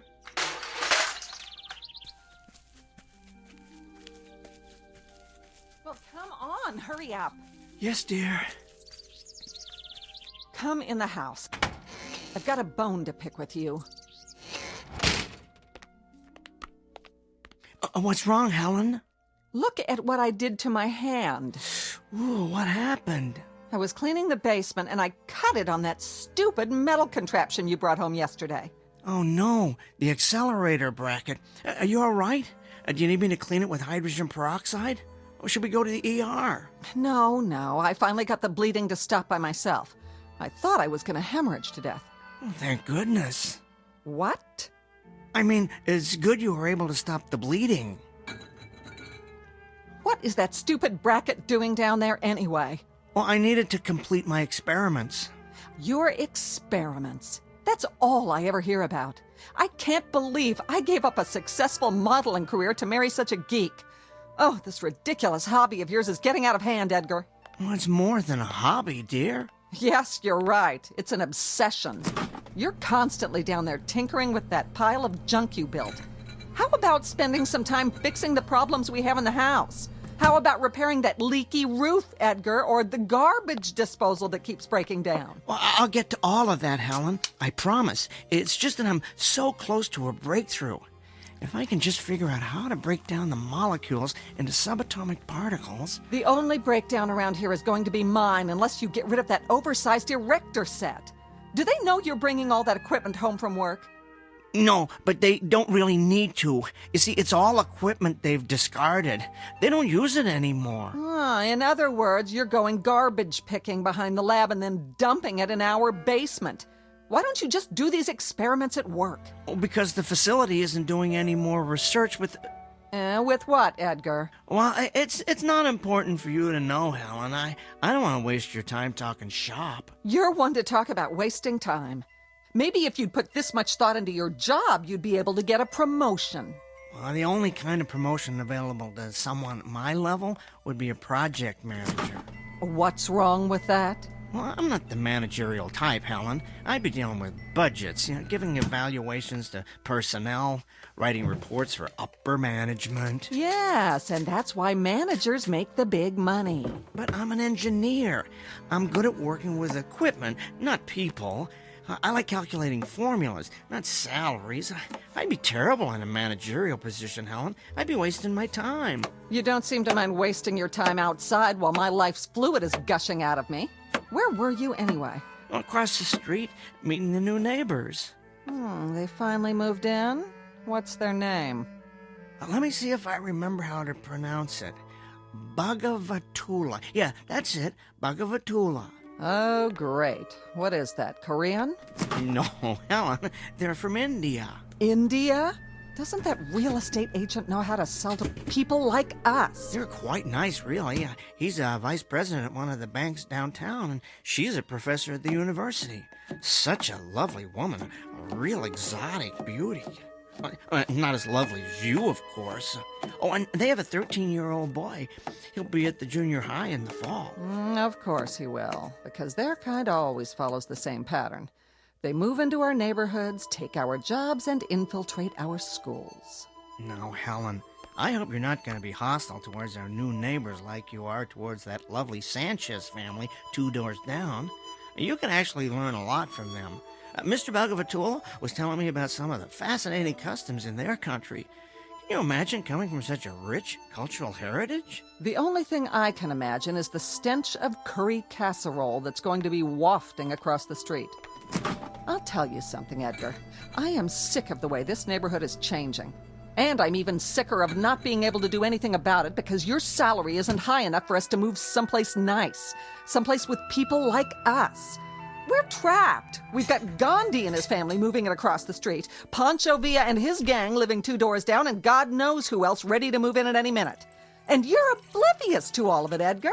You're like an ostrich with its head in the sand, tinkering away in the basement while this neighborhood is going downhill.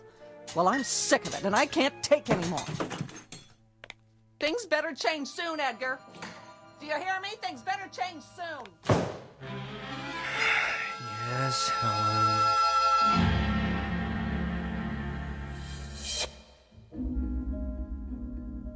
Portrait of a tragically mismatched couple, Edgar and Helen Peabody, a textbook example of opposites attracting. He was attracted to her breathtaking beauty, while she was attracted to the fortune that would result from marrying a brilliant up-and-coming young scientist. Alas, her beauty turned out to be only skin deep, while neither his fame nor fortune ever materialized. Now they languish in a loveless marriage, sustained by the fear that they've come too far to turn back.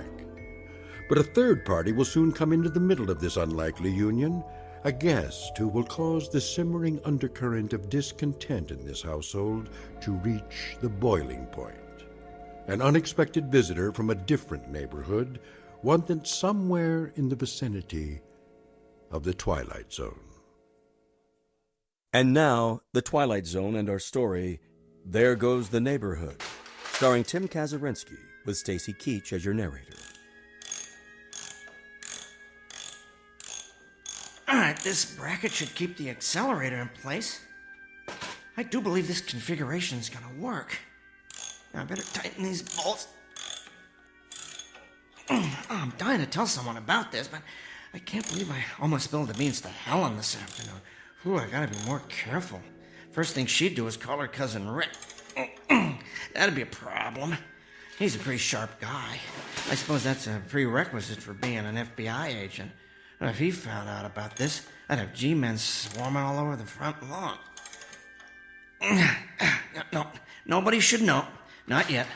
First, I want to perfect the process, and after that, I want to make certain this technology isn't dangerous to humans. Then, and only then, can the whole world know Edgar J. Peabody has built the world's first teleportation device.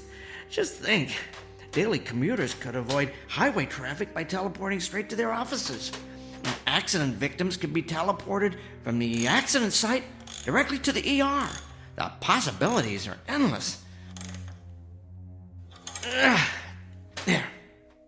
Now, I need to run a couple of tests. I'll just turn on the particle accelerator, let it warm up. There we go.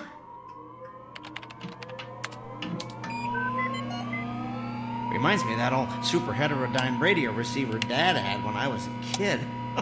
Always had to let that baby warm up.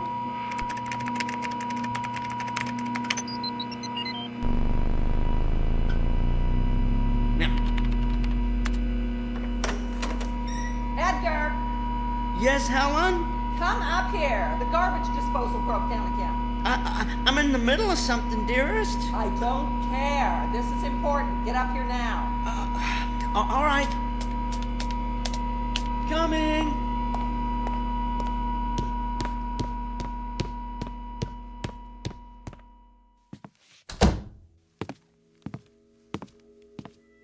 Well, it's about time. I've never seen such a slowpoke. What's wrong with the garbage disposal? Same as always. Made a funny grinding noise, then stopped. Did you throw any silverware down there? Of course not. What do you think I am, an idiot? Oh, no, dear. I'm just trying to isolate the problem. Well, you're the one who wants to be an engineer for the rest of his life, so stop isolating and start engineering a way to repair this thing. I'm going to go down and throw some clothes in the washer. You let me know when the disposal's fixed. All right. Now let's see what the problem is here.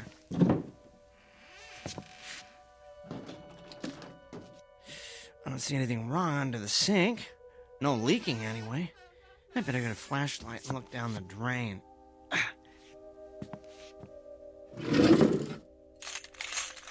Now, where'd I put that thing? Used to have a flashlight in here.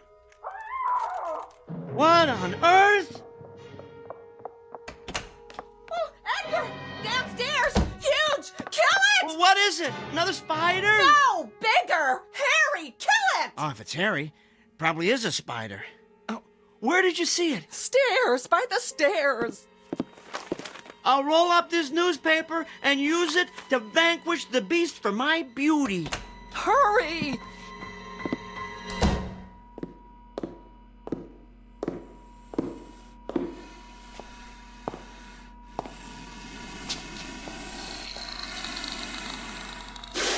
Good Lord!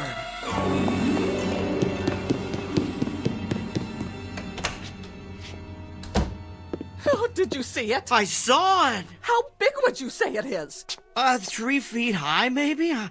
About 4 feet long? Oh, what do you think? I think I need a bigger newspaper. No, you dolt! What do you think it is? I don't know. Where did it come from? I don't know. Oh, it moves so fast.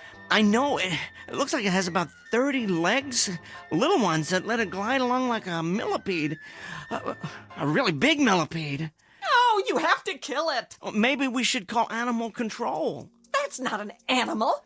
It's a monster. Well, all the more reason to call in a professional. Oh, Edgar, be a man for once. Go down and kill it. With what? I don't know. You're the man of the house. Find a weapon. Gather up the thimbleful of testosterone you've got and go kill that thing in our basement. All right. I'll take this broom. Whatever. Just get down there. Here goes. I'm going to close this door behind you. Well, why? So it doesn't try and get up here. Actually, that's a good idea. We don't want it running around the living room. It might try and get out the front door. Yeah, plus, I just shampooed the rug.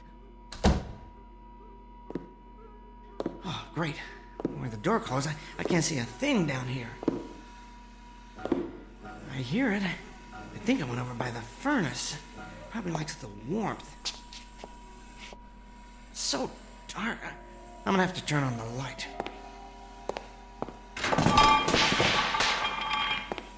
As soon as I find it. There. Now, where... Please, do not hurt me. What? Who's talking? I don't see you. I mean you no harm. I hear you, but your voice, it's inside my head. Whoa. You communicate telepathically, don't you? Yes, please, do not hurt me with your weapon. Weapon? Oh, this is just a broom. A broom? What kind of weapon is that? It's not a weapon. It's for sweeping up. You know, cleaning. Oh, so you're going to clean me? Is this a way of conquering one's opponent here? No, I was going to hit you with it. Ow, please, do not. I apologize if I frighten you or your companion. Companion? Oh, you mean Helen. I guess that's one word to describe her. Where are you, anyway? Behind this heating source. I was right. You like the warmth over there in that corner by the furnace, don't you?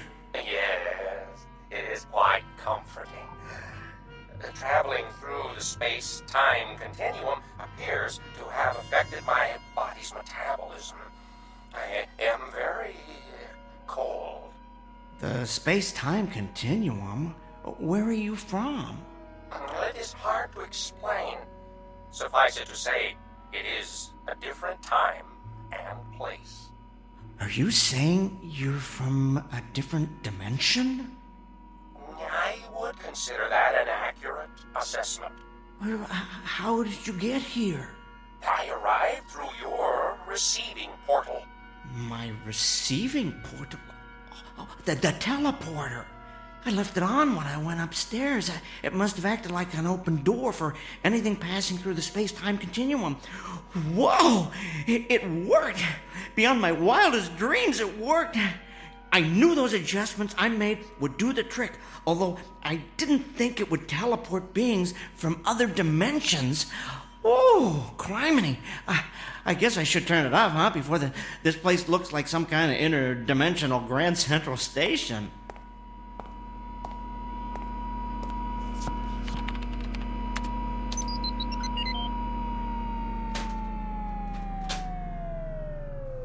Here. I guess I can consider my latest modifications a triumph.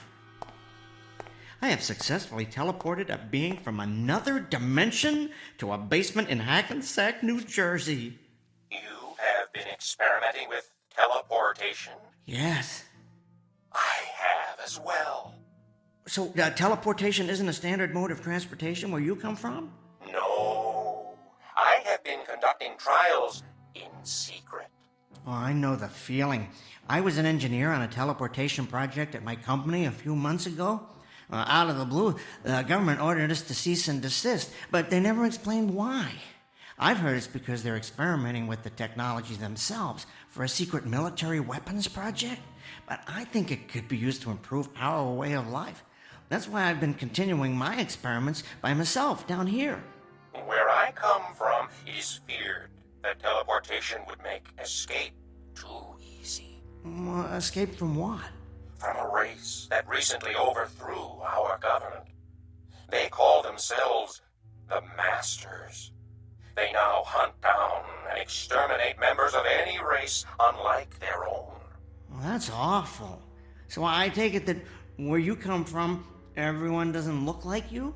No, the Masters do not look like my race at all.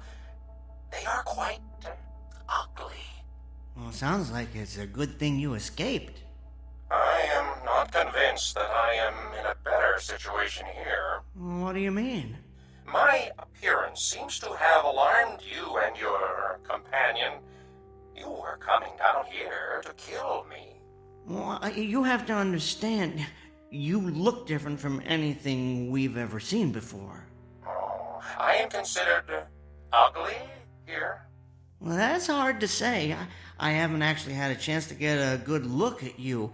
Why don't you come out from behind the furnace, the heating source? Okay. Oh, my. You definitely don't look like any species we have here, but ugly? Trust me, I've encountered far uglier beings on this planet. Edgar? Hey, whoa, where are you going? You don't have to hide back there again. I fear your companion does not share your indifference about my appearance. Oh, don't let that bother you. Helen doesn't share anybody's opinion about anything. Edgar, did you take care of it? Would you excuse me one moment? I need to talk with my companion. Yes. Edgar, what's happening down there? I don't hear any killing going on. Helen, dear, I decided not to kill it. Why not? Well, I'd like to learn more about it.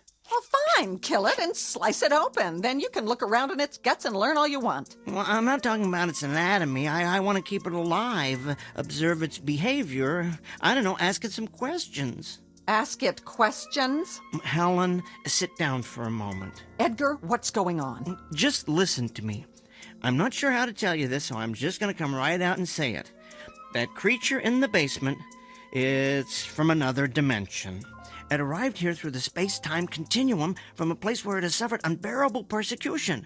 Well, I would like to learn more about it, find out where it came from, whether it's from some alternate universe on Earth, or perhaps some other planet in a distant galaxy, and maybe even find out if I can help it. Edgar, you have officially gone over the edge. I mean, I've always considered you eccentric, quirky even, but I never realized there is a hole in your marble bag. Helen, I'm telling the truth. Okay, let's assume for the sake of argument that you are. How did that thing get here? Well, you have to promise not to tell anybody this, but that contraption, as you like to call it, the one I've been building in the basement, it's a teleportation device. The creature was passing through the space-time continuum and employed it as a destination portal. Give it to me in English, Edgar, not your usual geek speak.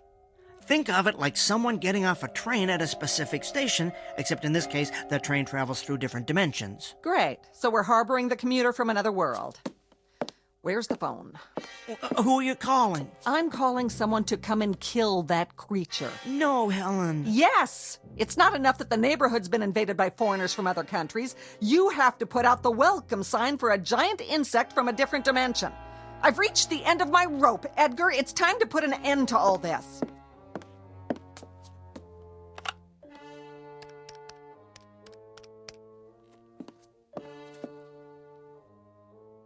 Hello, FBI?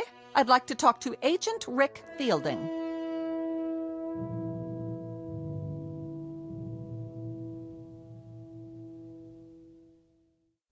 Helen, please, put that phone down. No, Edgar. There's an illegal alien in our basement, and you're clearly not man enough to take care of it, so I'm calling someone who is, my cousin Rick. Hello? Yes, I'm waiting to talk to FBI Agent Rick Fielding. Oh, he's not in? Can I leave a message? You see, there's an intruder in our house. Helen, I beg you. What's that? I wouldn't describe it as a person. No, it's not an animal. It's something much worse. Helen, please. Right now it's in our basement. I'm telling you for the last time. I went down there to do some laundry. All right, I was going to tell you my plan. I threw a load in the washer and turned around, and standing there looking up at me was... I thought of a way we could make a lot of money off that creature. Could you hold on for a second? But I guess you're not interested in being filthy rich. So, go ahead and finish telling the FBI your story. I'll call you back. All right, Mr. Trump, let's hear your big money-making scheme. Okay, Here's what I'm thinking. I learn as much as possible about this creature, who it is, where it's from, what message it brings from the cosmos for the people of Earth, and that kind of thing. Then, since it only communicates telepathically, I become its spokesman. Telepathically? What does that mean? Well, never mind that part. I'll explain later. Anyway, we then travel around together, doing presentations at respected technical institutes, lecturing at universities, meeting with world ambassadors, and then we really go for the big time. We appear on Oprah. You're telling me that we're going to get rich because you're going to play Colonel Parker to some illegal alien from another dimension? Think of the possibilities, Helen. Book deals, a movie franchise, and television. Oh, think of the television we could do, Helen. Tell me the whole country wouldn't tune in to see that creature on Dancing with the Stars. Edgar, for once in your pathetic life, you may actually have a good idea. You think we could make a lot of money off that thing? Millions, Helen. Millions. All right, I'll agree to this little plan of yours, but it better work. I have just one demand. While it's in this house, that beast stays in the basement. I don't ever want to see it up here running around in my clean house with its filthy little insect feet. Do you understand me, Edgar? Of course, it stays in the basement. You won't regret this, Helen. Now, I'd better go back down and learn all I can about it.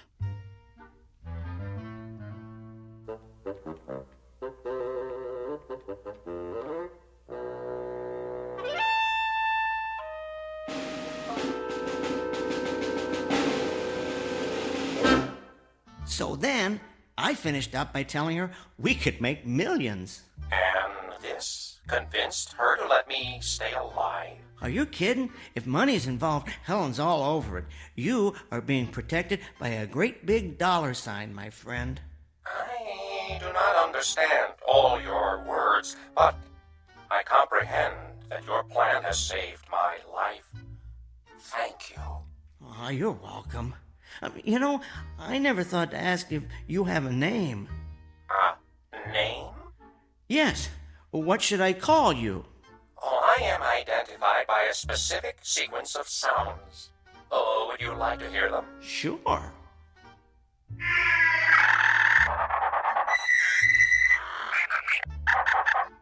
Fascinating, but I don't think my tongue could handle that. How about if I call you Al? Oh, is there a meaning to this Al? Let's just say it's short for alien. Oh, I find this appropriate. And what should I call you? My name is Edgar. Edgar. To what species do you belong, Edgar? I am a human. I have heard you refer to your companion as Helen.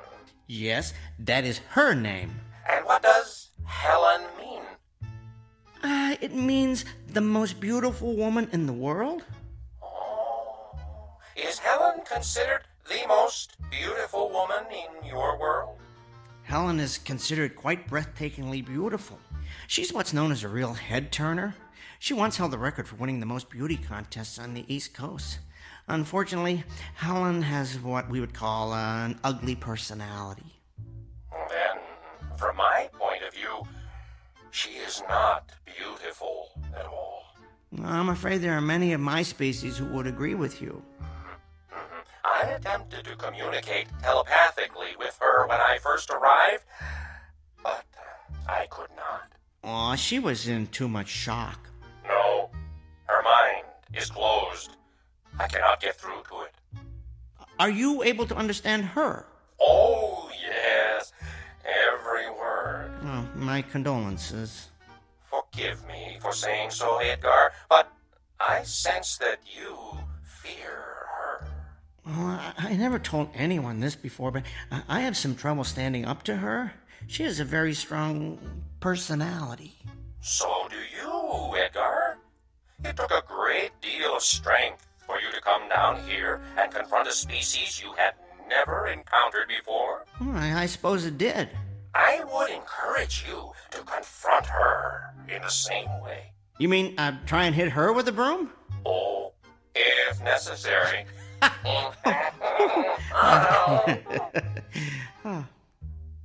Listen, Al, I've been thinking, maybe we could share our knowledge of teleportation with each other. You know, sort of combine our brain power and see if we can perfect the process.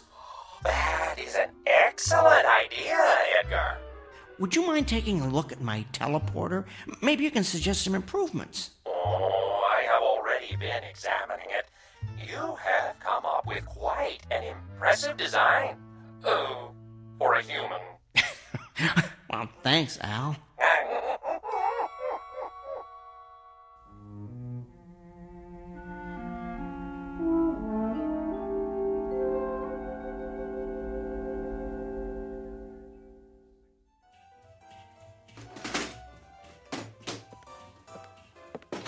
Edgar, is that dishwasher ever going to be fixed? Should be good as new by dinner. I picked up a new gasket today. Well, it's about time. There. I need to go down to the basement, get a different wrench, though. I'll come with you. I need to throw a load of wash in, and I don't want to go down there alone. We remember what happened the last time I went down to do the laundry now, don't we? Don't worry. He won't bother you. He likes to stay warm behind the furnace. Good. I don't intend to be a prisoner of the main floor just because you've decided to start taking in intergalactic strays. Interdimensional, dear. Whatever. All I know is I've had an uninvited house guest for 3 days that looks like it crawled out of a horror film. Everybody in their place, and a place for everybody. That's how it used to be before all the foreigners started moving into our neighborhoods. Yes, dear. I'll tell you what we need. We need a government that stops turning a blind eye to this cultural invasion. We need to send all these outsiders back to where they came from. So you've said before, dear. I found that wrench I need. I'm going back up. Now, don't take forever to fix it. Yes, dear.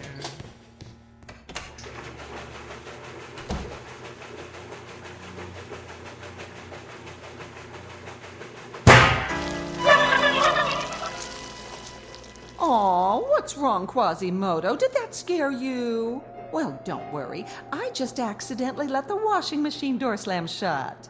You've got nothing to worry about. Yet. But I'll tell you this. If I don't start seeing some money coming in from this brilliant scheme cooked up by Edgar Rockefeller up there, I will call my cousin. And the FBI will come here to see what Edgar's doing with that telethingy, and you will be hauled away and dissected like a frog in a 7th grade biology class. You don't fit in here. You're contributing to the decline of what was once a perfect neighborhood.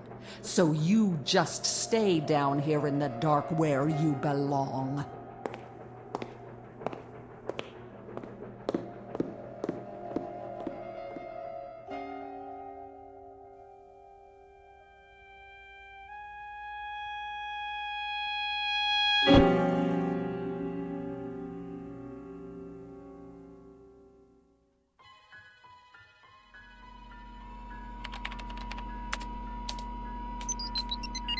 I've modified the subroutine that specifies where the person, or whatever, being teleported, will arrive. Hopefully that'll put an end to any more random visits to unknown dimensions. If you enter the logic, as I said, it should work. I had been working quite extensively on it before I left my own dimension. So, Al, do you ever, miss where you come from? Yes. I do not miss the persecution, of course, but I do miss my home. Mostly, though, I feel... What, Al? I feel guilty about being here. Guilty? Why? I believe I am contributing to the decline of what was once a perfect neighborhood. Where'd you get that idea? Well, Helen mentioned it. Oh, look, don't worry about Helen. I'll make certain she doesn't bother you anymore. As far as I'm concerned, you are an honored guest here. Oh, thank you, Edgar. That is very thoughtful. But that is not the only reason I feel guilty. You see, I have left my kind in a place where they endure abuse on a regular basis. It is not right that they suffer, and I do not. Perhaps I have made a mistake escaping from there. Well, you simply displayed a survival instinct, Al. That's something all living creatures do, no matter where they come from. I understand what you are saying, but I cannot help feeling that I have abandoned my species. I have been thinking that perhaps I should go back. Really? Yes. I would only have two regrets about leaving. One is that I would miss you, Edgar. Oh, thanks, Al. I miss you, too. What's your other regret? That I did not get to see more of where you live. I have so far only seen this, what do you call it? Hackensack basement. That's true, isn't it? Okay, Al, you and I are going on a little field trip to the main floor. You can get a look at my world through the living room window. No, but I thought Helen did not want me on the main floor. Helen's out getting her hair done. She'll never know. Come on, let's go upstairs. Oh, wait a second. Maybe you should wipe your feet first. All of them.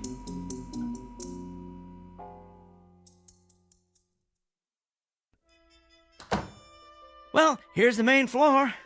Come on into the living room. It ain't the Ritz, but it'll give you a decent view of the front yard.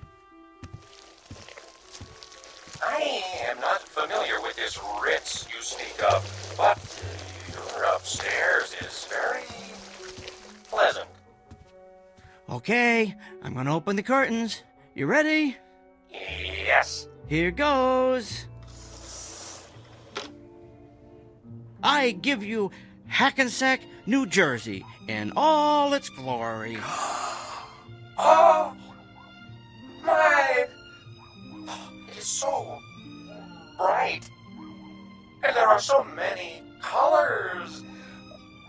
What is that substance that covers everything? Is it plant life? Yes, we call that grass. And what is that tall, thick plant in the middle of the grass? That's called a tree. Edgar, what is that creature? What creature? Oh, the neighbor's cocker spaniel. That's called a dog. It does not look like you. Oh, thank you, Al. I mean, it is obviously a non-human species. Is that what I have heard you refer to as an animal? Yes. Your world, Edgar, it is beautiful. Oh, this is nothing. You're catching us at the end of winter. You should see it in the spring when all the flowers are blooming. You know, if you stayed here till then, I could show you colors that would dazzle your eyeballs or whatever it is you see with. Oh, what about Helen? Well, Helen isn't always home. I might even be able to smuggle you out of the house in some kind of disguise so you could see beyond Hackensack. I could even show you Newark. Oh, sounds very exotic. Well, besides, at some point, Helen's going to expect us to go on our big press tour. What if she finds out you lied to her about that? Well, I wouldn't say I lied to Helen, just that we had a change of plans. The press tour is sort of postponed permanently, and Helen need be none the wiser. None the wiser, Helen! What are you doing home? Lorraine had a cancellation, so she did my hair early, but never mind that. What's that monster doing up here? I told you I wanted it to stay in the basement. I wanted to familiarize him with the surroundings. He needs to be accustomed to them when we begin our lecture tour. Save it. I heard your little speech about postponing the lecture tour permanently. You have no intention of making any money off that overgrown bug, and you never did. That's it, Edgar. I'm calling Cousin Rick right now. No, you're not. Give me that phone. Oh! Nobody is going to find out about Al. You hear me? Nobody. Al? Isn't that adorable? You've named your little pet. Edgar, I have caused you enough trouble. Tell Helen. I have decided to go back. No, it's okay. What's okay? I have decided I need to go home. You don't have to do that. Do what? But I want to. It is where I belong. Are you sure? Who are you talking to? Al. I mean, the creature. He communicates telepathically, but only with me. I can hear him, but you can't. Oh, how precious. Since you seem to have such intimate contact with alien creatures, why don't you blow in a call to the mothership and tell them to pick up E.T. here? Edgar, I do not wish to cause any more strife between you and your companion. Trust me, it was there long before you arrived. But I have given this a great deal of thought. While I do not wish to endure further persecution, I believe it would be more honorable to suffer with my species than to run away. Are you sure about this, Al? Positive. Well, if you're convinced it's what you want. I am. I will go down and prepare to be teleported.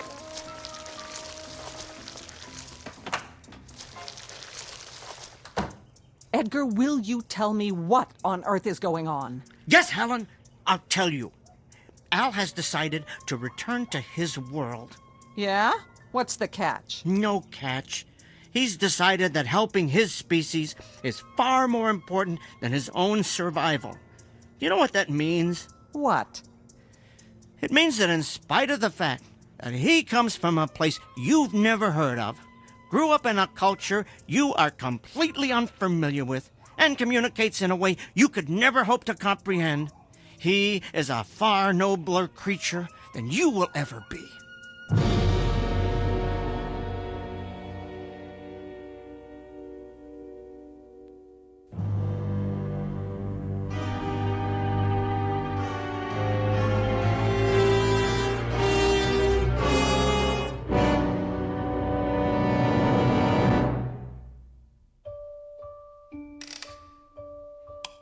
Now, all right, that's the last of the calculations. I can't believe I let you fill our basement with all this junk. Helen, what are you doing down here? I want to be here to watch you throw the switch. That's not necessary. Apparently it is. I couldn't trust you to do something as simple as keep that overgrown insect in the basement, so I certainly don't trust you to send it back to Planet Cockroach. No, fine. Just stand right here so you're out of the way. There. Al, are you ready? Yes. All right, you stand over here. Good. That's perfect. Edgar. Yes? You have been a good friend to me. Thank you. Al, it has been a genuine privilege to know you. Come on, enough with the teary goodbyes. Just get it over with. All right, I'll run the activation sequence. Here goes. So long, Quasimodo.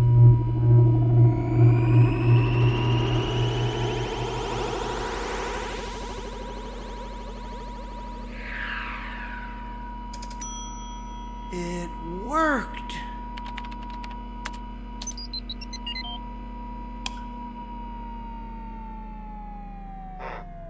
Edgar, if it worked, why am I still here? Al, my multi-legged friend, I had a change of heart. I do not understand. What is this change of heart? In this particular context, it means I decided not to send you back. I took your advice and stood up to Helen. I sent her there instead of you. Why? Well, I started thinking about where you're from.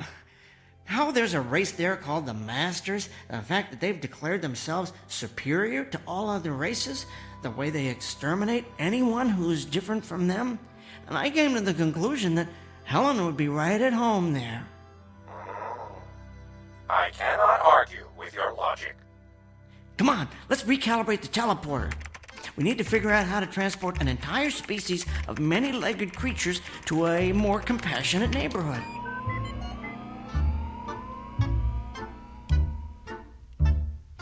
A quote here from St. Augustine. Beauty is indeed a good gift of God, but that the good may not think it a great good, God dispenses it even to the wicked. Case in point, one Helen Peabody, whose husband Edgar has come to the conclusion that a pretty face is not the sole manifestation of beauty. Thus, a man of great intellect finds that one never stops learning about human nature, while a woman who has been celebrated for her loveliness finds herself deported to a place where beauty is relative, an ugly, intolerant little corner of the Twilight Zone.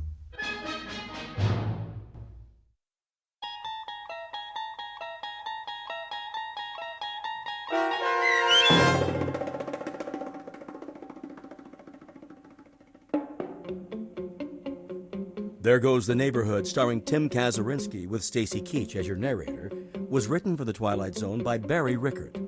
Heard in the cast were Meg Thalken and Roger Mueller. The producers of The Twilight Zone wish to thank CBS Enterprises and the Rod Serling Estate for making this series possible. This copyrighted radio series is produced and directed by Carl Amari for Falcon Picture Group and Westwood One.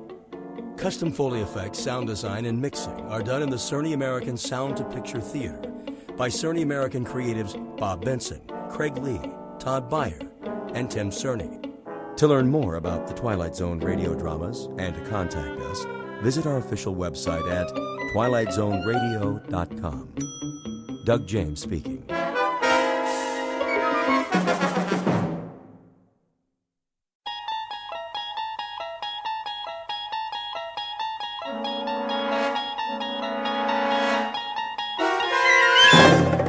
You're traveling through another dimension. A dimension not only of sight and sound, but of mind. A journey into a wondrous land whose boundaries are those of imagination. Your next stop, the Twilight Zone.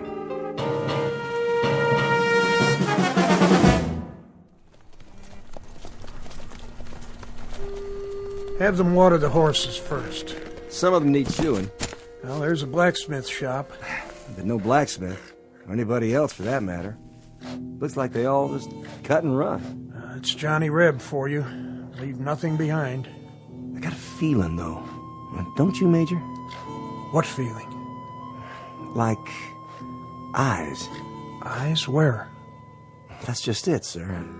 I don't know. But I sure got the feeling. On the back of my neck. Like we're being watched. Maybe this town ain't so empty after all. No place to hide. A few stores, church. If there's a sniper up there, he'd be a fool to take on this many. Well, it's like you say, sir. Johnny Reb's got more guts than brains. Take 2 men and look around. Miller! Sir? Check out the general store. Davis, you take the livery stable. Ain't nothing there, Captain. I can see it from here. You make certain, son. That's an order. Yes, sir. The rest of you, see to your mounts.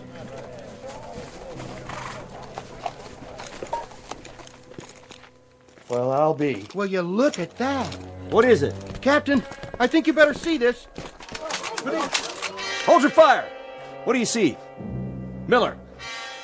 Miller? Davis? What happened to them? I don't know, Major. They went around that storefront at the end. What the...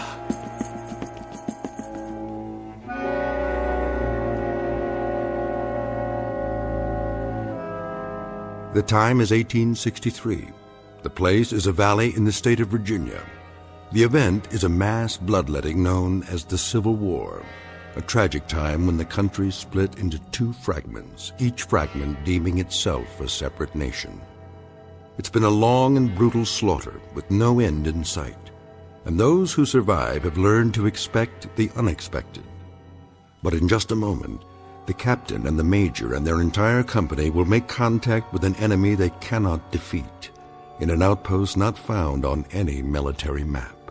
An outpost found only in the Twilight Zone.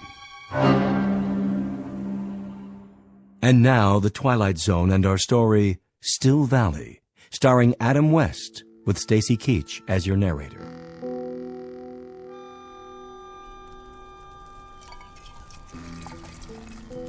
You want more coffee, Private? That what it is? Chicory, maybe a little sawdust, but it's hot. Obliged. I've tasted worse. I just don't remember where. What is it? Quiet. You hear something down there? Thought I did. Yanks? Maybe. Whatever it was, I don't hear it anymore.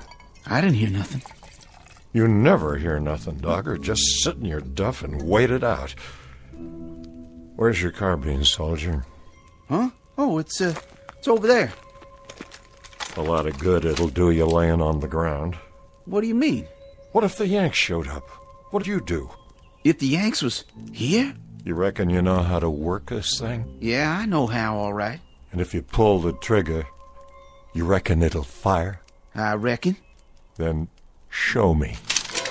Hey, what's the idea?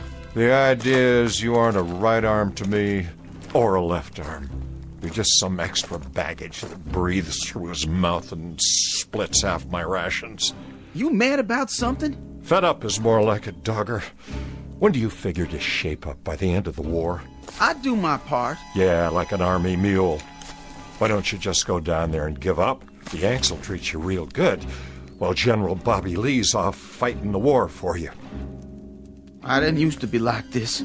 Yeah? When did you up and change? I was at the 2nd Manassas. I think that's where it come to me sudden like. What did? It's like this, Paradine. I had my 2 brothers there. One of them was 15 years old, that's all. 15! I was right alongside him, going up a hill. A mini-ball came out of nowhere, hit him dead center. Took him 3 hours to die. He was just a kid, just a little screaming kid. That was my brother Phil. My older brother Kearney. He was dead the next morning. Wanted to be a preacher. Always talking about the gospel, words of Luke, words of John, words of the prophets. He ran out of words, and God run out on him. But you don't have a nerve in your body, I guess. Oh, I got 'em. Just as many as you from head to boots. But I don't concern myself as much as you. You're worrying about dead men and lost battles. That's just too much area to fret in. Then what do you worry about? I'm worrying about 2 scouts on a mission. Us. And a piece of dirty brown paper with orders written on it. It says right here. It says the Yanks are going to take up a position in Chanow Valley. We're supposed to scout them out, see if we run into their vedettes, and then check back the minute they get into that town down there. You hear him again? Sure do. Yanks? Yanks, probably. Horses, positive. How many? Just a patrol, I figure. Maybe 20, 30 men in all. That's funny. What is? Listen. I don't hear nothing. I know you don't, but I heard horses, and they come from down there in the valley. They're Yanks. There isn't any question about it. How come you think that? 'Cause everybody else in these parts is packed up and moved out before the fighting gets here. Come away from the edge, Joe. This ain't no place to stand out in the open. If they are Yanks, they'd be in that town already. It'd be as noisy as a county fair, but now there ain't a sound anymore. Maybe they gone away. I reckon I better get down there and take a closer look. I wouldn't do that. I know you wouldn't. Joe, you don't need to go. We got orders.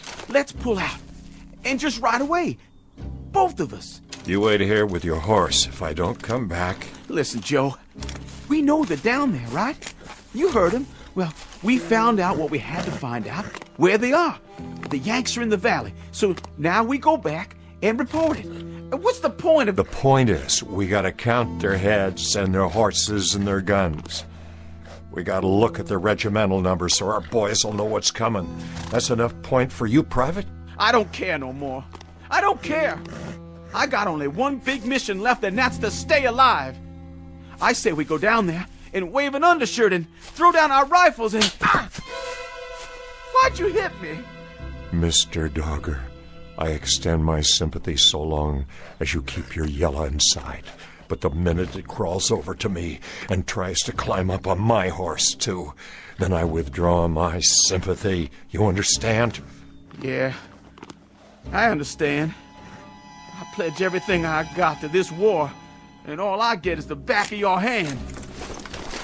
So far, you and me have pledged nothing to the Confederacy except maybe empty bellies and lack of sleep.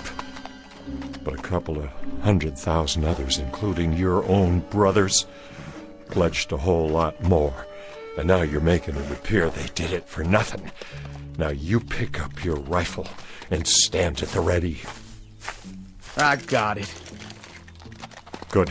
If you hear a shot, that means they're down there in force.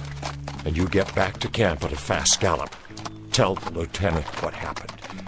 If you don't hear from me in 15 minutes, get back there anyway. You really going alone? Just me and this brave horse. For want of anything else.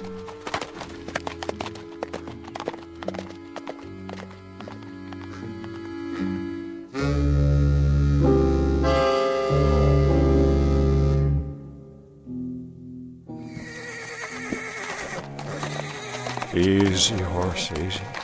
That's only church bells. Must be the wind. Has to be the wind.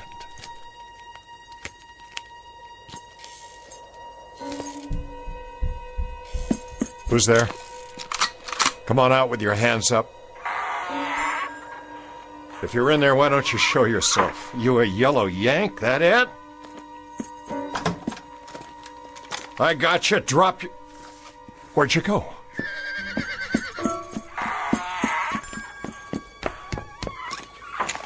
If there's a yellow Yankee hiding in one of these stores, you better come out right now. I'm taking you prisoner. Put your hands in the air, or I'm coming in. I'll blow you to kingdom come, I swear. Ain't no Yankees, just me. You come close to dying, old man. Did I now? You better start talking fast. What would you like to hear? Some answers. Tell me who you are and what you're doing here. I was about to ask you the same question, son. When I first seen you come up the street, I thought you was a Yank. You don't know how close you come to dying. What were you going to use, Grandpa? You're not carrying a gun. Don't need a gun. Been doing just fine without one. What you got a hold of there? What's it look like? You've seen a book before, haven't you? That Bible's pretty heavy to throw, all right. I reckon you could knock out the whole Union Army with it. No, this ain't no Bible. And I wasn't aiming to throw it. Just use it, like I used it on them. On who? The Yanks. I took 'em all out, every last one. Leastways, every one that rode in here. Sure you did, Grandpa? Oh, I done it all right. What'd you do, read to 'em? Not to 'em, at 'em. And they turned tail, just like that? Nope. It was the town folk packed up and left. Then what happened to the Yankees? They're still here. I suppose you got 'em all hogtied, hmm? Come on, I'll show you. Over behind the blacksmiths. I don't need to play your games. Just tell me where to water my horse. What about grub? Ain't you hungry? Of course I am, but this town's been picked clean by bluecoats. You're wrong about that, too, son. There's plenty of food. Sure there is. You think I'm lying? Feast your eyes on this. Well, that's a Union Army supply wagon. What'd I tell you? Still full of crates, most of them not even opened yet. Guns, ammo, clothes, rations. Take your pick, Johnny Reb. I don't believe it. This here is real salt pork. First meat I've had in 2 weeks. Eat your fill. Wait a minute. You saying the Yanks rode out and left all this behind? That doesn't make sense. Like I told you, Johnny, they didn't ride out. They're still here. Where are they, old man? Talk or by God, I'll... Turn around. What? Meet the Major. What is that? A statue? Well, now, you ever see a statue sitting on a real horse? But they're not moving. No, sir, they're sure not. And neither's the rest of them. The rest? Of the company. Are they dead? Sure. Standing up, big as life. All 19 or 20 of them. Then they're sleeping. Sleeping on their feet. That one over there, he was cleaning his rifle. And that one, well, he took his boot off, and he's still standing on one foot. And this one, he was just drinking out his canteen, and he done fell asleep with his eyes wide open. Plague, then. Something in the water. The water's fine, nice and sweet. Some kind of sickness, but that could take hours. And it wouldn't get them all at the same time. I told you. I put him to sleep. There must be some natural explanation. Natural? Now don't that take all? What happened to them Yanks ain't natural. This is what done it. This here book and what's in it.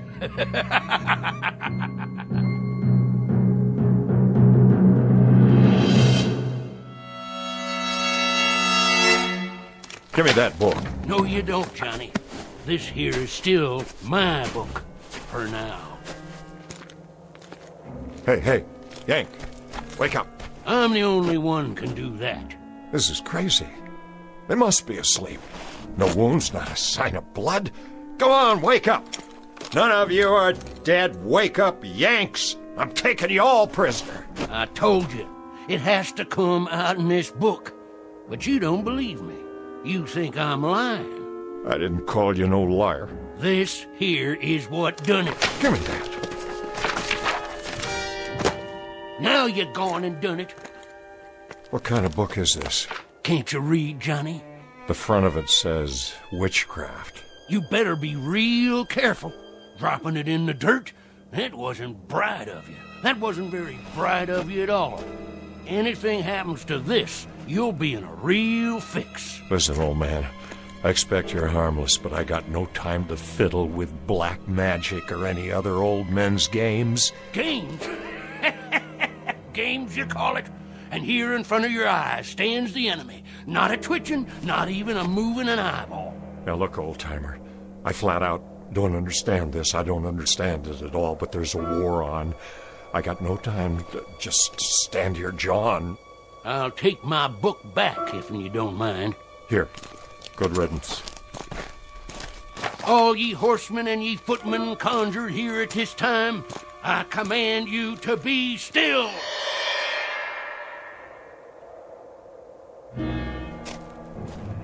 Oh, Johnny, you didn't believe me. What about it now? I reckon you'll have to believe me, being as you can't move a muscle, being as you can't speak a word. Didn't want to do that to you, 'cause you're one of us. But you wouldn't listen. Well, now you will. Look at this one right here, for instance. Standing up straight as a ramrod. He's a major by his stripes. And he's carrying his marching orders. Says this here's just an advance party. Soon as the rest come by, I'll do the same to them, too. You listening, Johnny? I know you can still hear me, 'cause I only used half the power. Now, let me introduce myself and tell you my story. Name's Teague. I'm a witch man, and my pappy was a witch man afore me. He was the seventh son of a seventh son, and I was his seventh son. I know conjure stuff forward and backward, up and down. It's my living. Folks in Channel make fun of me, like they did my pappy, but they buy my charms. Things to bring love or hate if they hanker for 'em, cures for sick hogs and calves, sayings to drive away fever. All them things I done for Channel folks all my life. You understand? If you finally got it, blink your left eye. Good. That's good. Now you can move again. I'll say the words. Ye lone horsemen conjured here in this spot, ye and ye alone may pass on.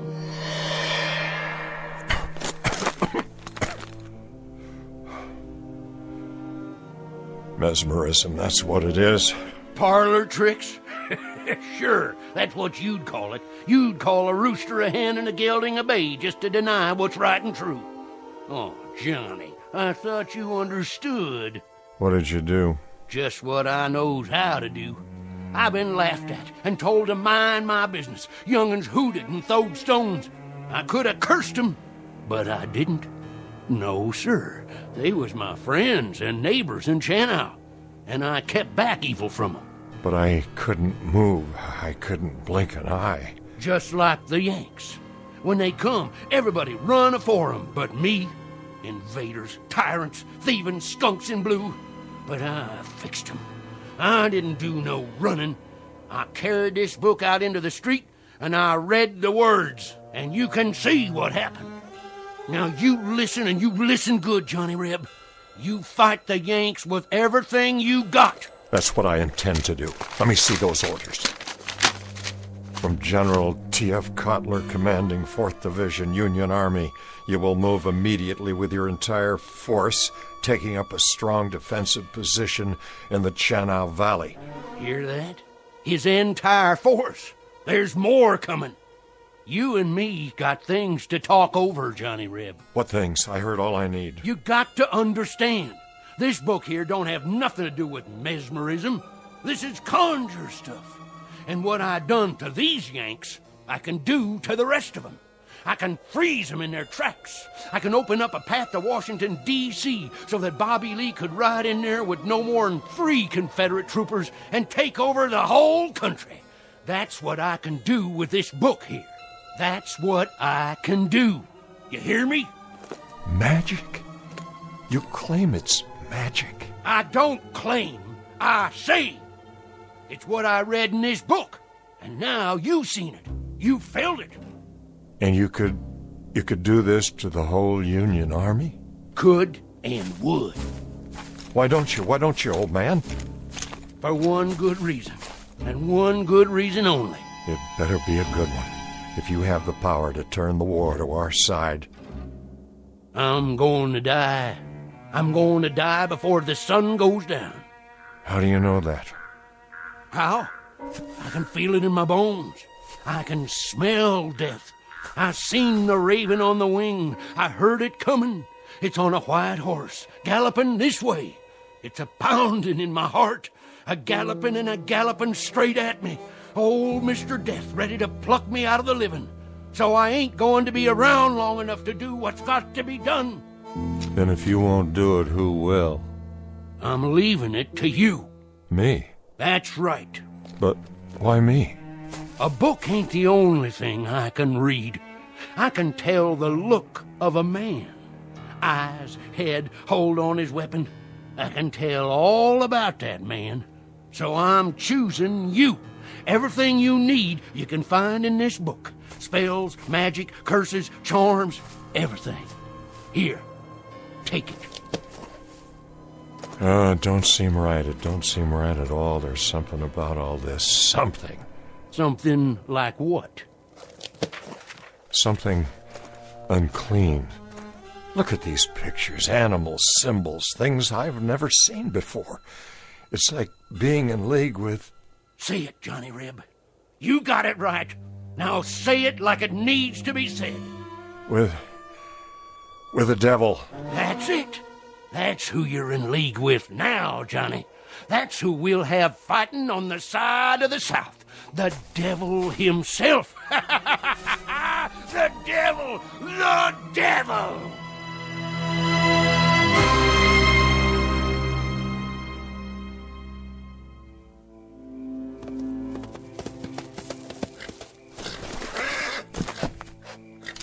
Halt! Easy. Who goes there? Dogger, troop scout. Advance and be recognized. I'm advancing. Now put that rifle down.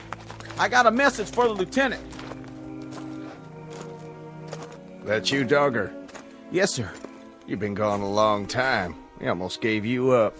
Dead or prisoner by this time, that's what we figured. Neither, Lieutenant. Where's the other scout? I don't rightly know, sir. What do you mean by that? Well, if I did know, I'd sure tell you. Talk sense, man. Well, sir, it's like this. Paradine, he rode off to the valley a while ago. Said if he didn't come back, to tell you as fast as I can. And he didn't come back? No, sir. He sure didn't. I've been riding like the wind. So the Yanks are here. Can't say that, sir. Not for sure. Why not? It was mighty strange back there. Not a sound that I could hear. Paradine, he said he heard horses riding into town. Think if it was, they never come out. Well, why should they? They're bivouacked while they prepare for tomorrow's battle. One thing, sir. If they did ride in, they plumb disappeared once they got there. What are you talking about, soldier? It's like they rode into a hole and got covered over. Them and the horses. Not a hoot or a holler out of them after that. Like they rode off the edge of the world. Or into a hole like a great big grave. What happened to Trooper Paradine? Well, sir, I reckon by now he's buried somewhere down there in that lonesome valley. With the rest of them. Buried. And never coming back.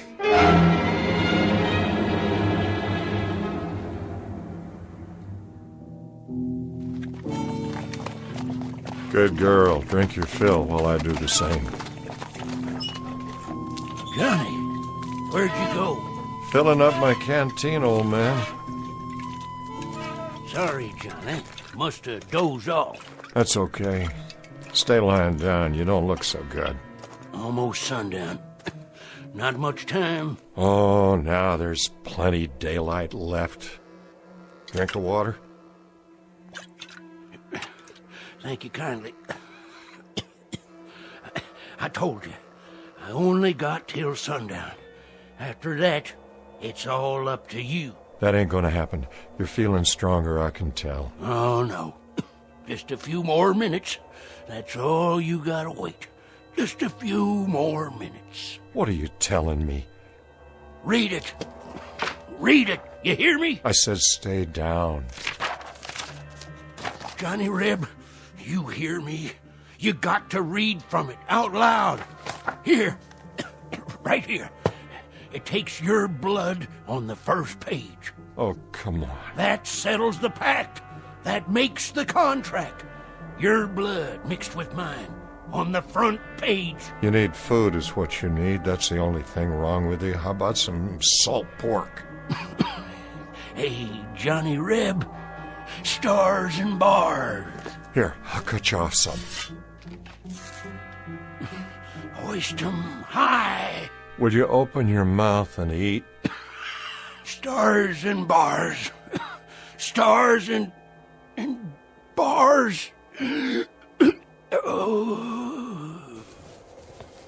Oh, man, don't you do me like that. Oh, dang saber. Now I've gone and cut myself. The blood, it dripped right there in the book, just like you said, old man. Hey, old fella, talk to me. What do I do now?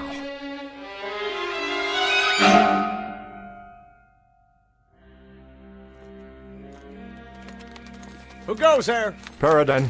Let him through. That's the other scout. Lieutenant, he's here.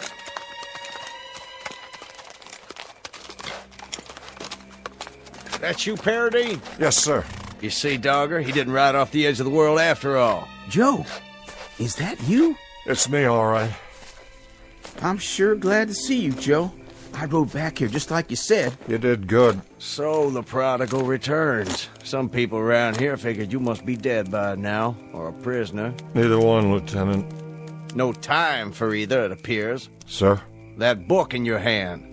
Man's got to do his reading, doesn't he? It wasn't like that. Well, let's hear it, man. What did you see? More'n you'd believe. I'll be the judge of that. Go ahead. I'll try. Where are their advanced people? In the town. And the rest of their forces? The main body was spread out behind 2,000 men at least, 60 guns, 1 troop of cavalry. maybe 50 supply wagons. You drunk or something, Paradine? Not a drop, sir. There hasn't been a sound from that valley all day. Not one sound. Lieutenant, you got every reason to call me crazy. But the reason you didn't hear them is because they're asleep. Why, of all that... Put to sleep by magic, black magic. It's all in this book here. There was an old man, Teague by name. He done it. Then he give me the book so I can carry on. Paradine, this is an order. You're to take yourself to bed on the double. You're to sleep the night, make your report to me in the morning. This is my report, Lieutenant. There's practically a division of Yankees down there, and they're dead on their feet, not moving a muscle, just standing right out in the open, big as you please, or sitting straight up, the same as they were when the spell hit them. Spell? What spell? It's in the book here, I swear to you. I won't call you mad, Paradine, or drunk. I'll wait till morning, but if you haven't changed your story by then, I'll be ready to charge you with one or the other. You want proof? Of what? A daydream? Here's what you do. In the morning, you send a patrol down there and take a look at the main street of that town. And what will they see? Just what I said. But in the meantime, I think I done something that'll prove it to you quicker. Where's Mallory's troop? Mallory's not back yet. They went up to the North Ridge late this morning. There was Yanks camped up there. Company's strength at least, wasn't there? That's about what we figured, but what's that got to do with it? It's got everything to do with what I said. This book. On the way back here, I read from one of the pages out loud like the old man told me. I wanted to kind of test it, so I conjured up a spell, and I pointed it up there toward the ridge. That's enough. I've heard all I care to hear. Who's that? Sounds like the troops are back. Who's there? Mallory, where's the lieutenant? Now you'll know I've been telling the truth. Sir, reporting in. Glad to see you, Mallory. Warm yourself by the fire, then maybe you can clear something up for us. Paradine here says... I just saw something I can't explain. No more than any of my men can explain it. And they saw it too. We walked up to that ridge in a skirmish line, scared out of our boots 'cause it was so unearthly quiet. We figured the Yanks were waiting for us just beyond the parapet. They were waiting all right, but not for us. Standing straight and tall, guns to port, and frozen like statues. You mean they were dead? Not dead. Not dead and not alive. Just frozen stock still like rocks. You could see them in the moonlight, not moving. They could have been markers in a graveyard made out of granite. I swear I don't know what could do a thing like that, and I hope to God I'll never find out. Lieutenant, this is what done it. What's that? A book. But not just any book. Paradine, are you trying to tell me... You heard what he said.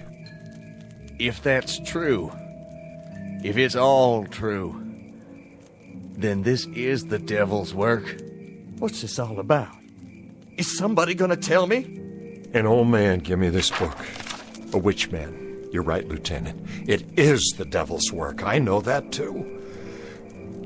But maybe it's time we called muster on the devil. Maybe that's all that's left to us. We ain't got enough guns. We ain't got enough food. We ain't got enough anything. We're losing, Lieutenant. The Confederacy is cracking up into pieces in front of our eyes. It's bleeding to death every day.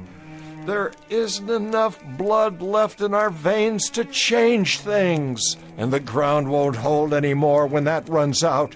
I don't know much about church things. And I don't know anything about Satan. All I know is that we had a cause. And it's dying right in front of us. Then, Paradine, please open the book and read what's got to be read. Say it loud and make it good for every Yank army in the field. Freeze them or put them in the ground, but make it good. I'll give it a try. Satan, I call upon ye in all your power and glory. I call ye in the darkest hour of my need. And in so doing, I do heartily revoke the name of... Go ahead, Joe. Finish it. I don't know if I can. You can do it. It calls upon us to revoke God. Give it to me, then. Wait. I'll finish it right now if you can. Dogger. Now look what you've done. Leave it be.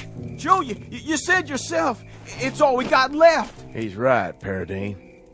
God help us, but this is all we got left. I don't like the feeling inside me. What do we call them, Lieutenant? Damn Yanks? That's the phrase, isn't it? Damn Yanks? But if I read aloud from this book, it'll be the Confederacy that's damned. It's that book, or it's the end. Then let it be the end. Let it come if it must come. But if it's a cause that has to be buried, let it be buried in hallowed ground. Let it be buried in hallowed ground. And let this be consumed by fire.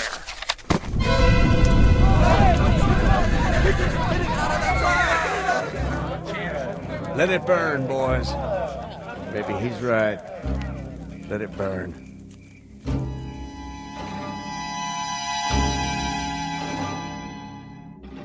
Joe, you awake? Yeah. I was thinking. You probably did right, Joe. If we got God on our side, we don't need no witch book. I hope you're right. It'll be all over soon, and then we can go home to what's left and forget all about it. Start over, 'cause it'll be over and done. Likely so. The question is, how long? They say there's a battle gonna start tomorrow. Yeah? Yeah, a big one. That's what the talk's been. Where? Someplace in Pennsylvania. Could be I burned the book too soon. Whereabouts in Pennsylvania? No, I don't know. I don't recall. Where, Dogger? Where's this battle in Pennsylvania? I don't know, a little town. Never heard of it before. A place called Gettysburg. Gettysburg. Well, I guess this is one we'll have to fight without the devil's help, no matter what happens. May God help us. God help us all.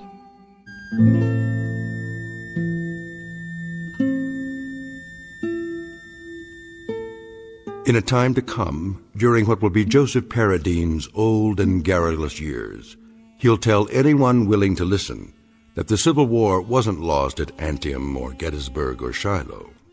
Rather, he'll insist the Confederacy's fate was sealed in a little valley hamlet called Shannou.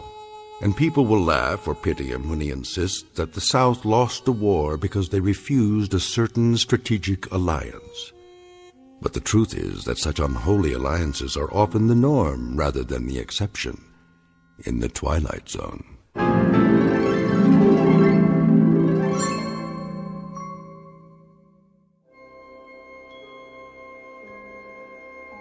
Hi, this is Carl Amari, producer of the Twilight Zone radio dramas. I'd like to take a moment to tell you about our official website at twilightzoneradio.com, where you'll get the latest news and information on these Twilight Zone radio dramas. Plus, at twilightzoneradio.com, you can digitally download 3 free episodes or any of our episodes for only $1.95 each. In this age of ever-changing technology, we've decided to make these episodes instantly available to you by making the Twilight Zone radio dramas a digital download-only series. This means that this series will no longer be offered on CD. The CD collections at our website are now being offered while supplies last at buy one, get one free. So be sure to get your favorites before they're sold out. Be sure to visit us often, and I'll see you in the zone.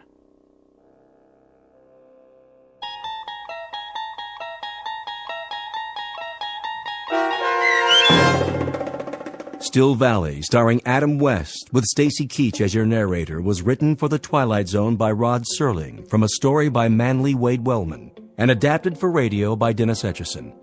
Heard in the cast were Mike Novak, Richard Hensel, Turk Muller, Doug James, Jeff Lupiton, Christian Stolte, Sarah Marks, Carl Amari, Vince Amari, Paul Patch, and Roger Wolski.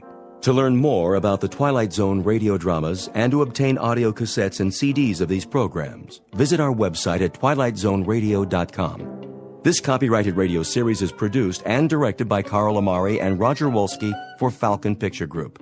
Doug James speaking.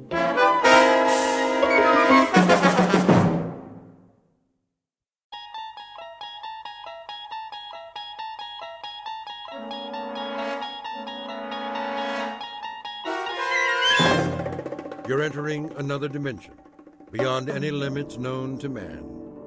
This is the universe of imagination, a wondrous land of brave new stories from the far reaches of space and time. So fasten your seatbelt. There's the signpost up ahead. Your next stop, the Twilight Zone.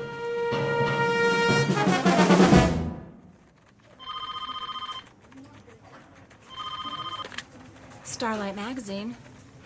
I'm sorry, Mr. Harris hasn't come in yet. Would you care to leave a message? Oh, hi, Christine. Lunch at the Cock and Bull? 12 o'clock. I'll remind him.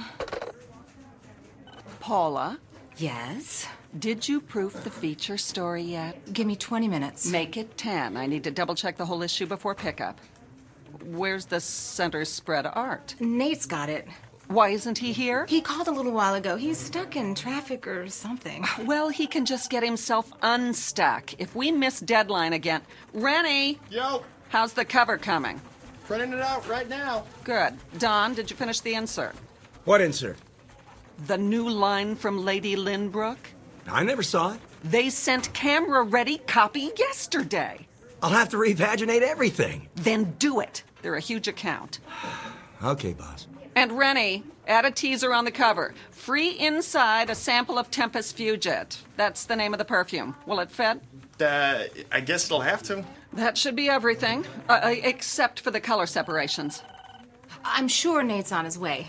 I'm sure he better find another job. We need him, Cheryl. He's our graphics coordinator. Oh, I can hire interns who will do it for nothing. Well, how well would they do it? You have to admit his work is good, and it makes us money. It's the camera-ready ads that make us money. All the rest is filler. Call the messenger service and reschedule. When's the last pickup? 1 o'clock.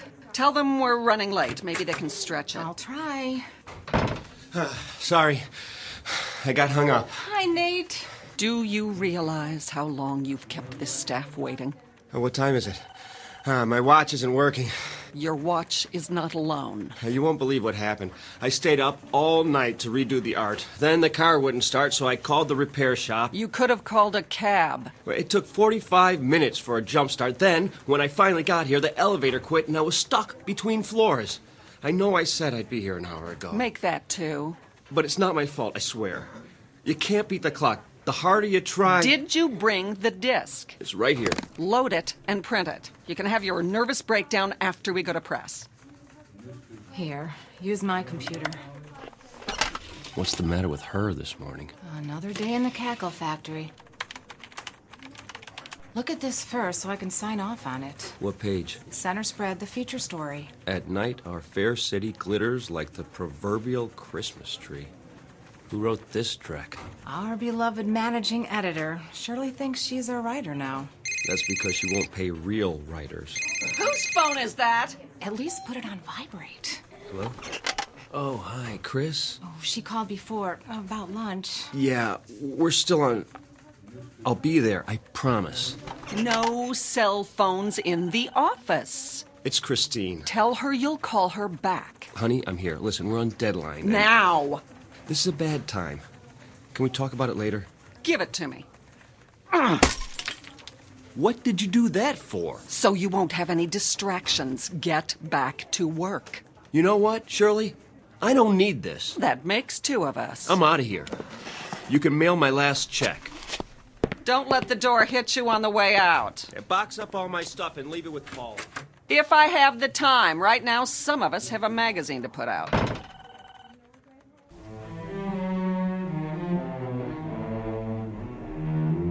Introducing Mr. Nathaniel Harris, former fine arts major, engaged to Miss Christine Crosley, and lately employed at a small publishing company. Very lately. because this is a man whose hourglass has finally run out. He just learned one very important lesson, that he can't be in two places at once. But consider, how different might his life be were there but world enough and time. Every question deserves a response, and this one is about to be answered in the Twilight Zone. And now, The Twilight Zone, and our story, The 25th Hour, starring Mike Nussbaum with Stacy Keach as your narrator. Any dessert today? Just coffee and a check. Very good. What time is it? Mr. Harris, nice to see you. I have a reservation for noon. That clock, it can't be right. 1 p.m. exactly. Oh, no. Is she... Table 4. Chris, you're still here. Where else would I be? Lunch takes an hour, plus or minus a few minutes. I've done my duty. I am so sorry. Did you order yet? If I wanted lunch for one, I'd have stayed home. Honey, it was a deadline day. Not only that... It's always something, isn't it? You shouldn't make dates you can't keep. It won't happen again. You're right. It won't. 2 glasses of rosé, compliments of the house. Thanks, Frederick. Chris, the editor's been impossible to deal with. Today, she actually smashed my cell phone. Can you believe it? So I told her... Care to see a menu? Sure. I stood up, and I said... Need a few more minutes? Please. Very good. Anyway, I told her what she could do with her job. Ask Paula. She was there. We should drink a toast. Great idea. To... Old acquaintance. What? It's about time, Nate. You never have any left over for me. What are you talking about? Don't worry, I'm not bitter. Chris. We need a break. From each other. Who knows? Maybe it's true what they say on greeting cards. If you love something, let it go. If it comes back, it's yours to keep. Chris, listen. Goodbye, Nate. I'm trying to tell you... It's all right. Think of how much more time you'll have now. To tell you that I won't ever have to go back to that miserable job again. For you, sir. I didn't order it. From the gentleman. He thought you might like something stronger. Which gentleman? The corner booth. The old guy in the brown suit? Yes, sir. He's one of our regulars. Yeah, why not? Very good. Thanks. My pleasure.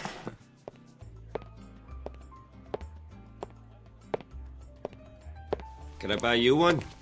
Oh, dear me, no. Not necessary in the slightest.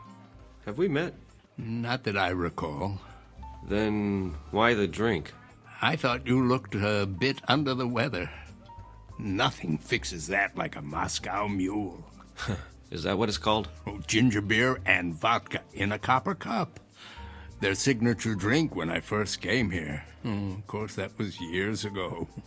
Nate Harris, and you are... Blevins is the name. But you can call me whatever you like, so long as you don't call me late for dinner. Please, sit down. I think I've seen you here before. Oh, most unlikely. I'm the type who blends in with the woodwork. Oh, I wouldn't say that. When a man is my age, he becomes invisible, practically speaking. Perhaps because he's no longer in such a hurry. Then I envy you. Oh, you mustn't. I have nowhere to go and nothing to do, unlike yourself. Actually, I don't know what I'm supposed to do now. Something will present itself. It always does. I saw the way you came in. Your features a blur of energy like hummingbird wings. It's nerves. I haven't had a free minute all day. I was like that once. Oh. But now I have so much time. Well, I don't know what to do with it. You're lucky. Don't be so sure. You have a schedule to keep, a job. Not anymore. Oh, is that right? I was 2 hours late to work this morning. One time too many. And to top it off, my girl just walked out on me. So I guess I'm flat out of time. Pity. But now you've hit the nail on the head, haven't you? Time. There's an old saying that it's wasted on the young. In fact, it's wasted on people like me. I have all the time in the world, more than I can possibly use. Excess, you might say. Well, if you figure a way to bottle it, let me know. Do you mean that? Are you kidding? I'd pay anything to have a little extra. Anything. Oh, no need for such a sacrifice. That's easy for you to say. If I could have what you have, I'd hock everything I own. I assure you that won't be necessary. No? Let me tell you about myself. As I say, I've reached the point where I have too much time on my hands. That means the opportunity to read, to study, to speculate, and to tinker. What's unimportant falls away, and all that remains is what truly matters. What are you getting at? Simply this, Mr. Harris. I'm about to share something that may sound incredible, but it's really quite straightforward, at least in principle. You see, nothing is created or destroyed in the universe. It merely changes form, moves to where it's needed, so to speak. Sometimes that requires a little nudge, of course. I'm not sure I follow. Consider rain falling on arid land, air flowing into a vacuum. The process is the same.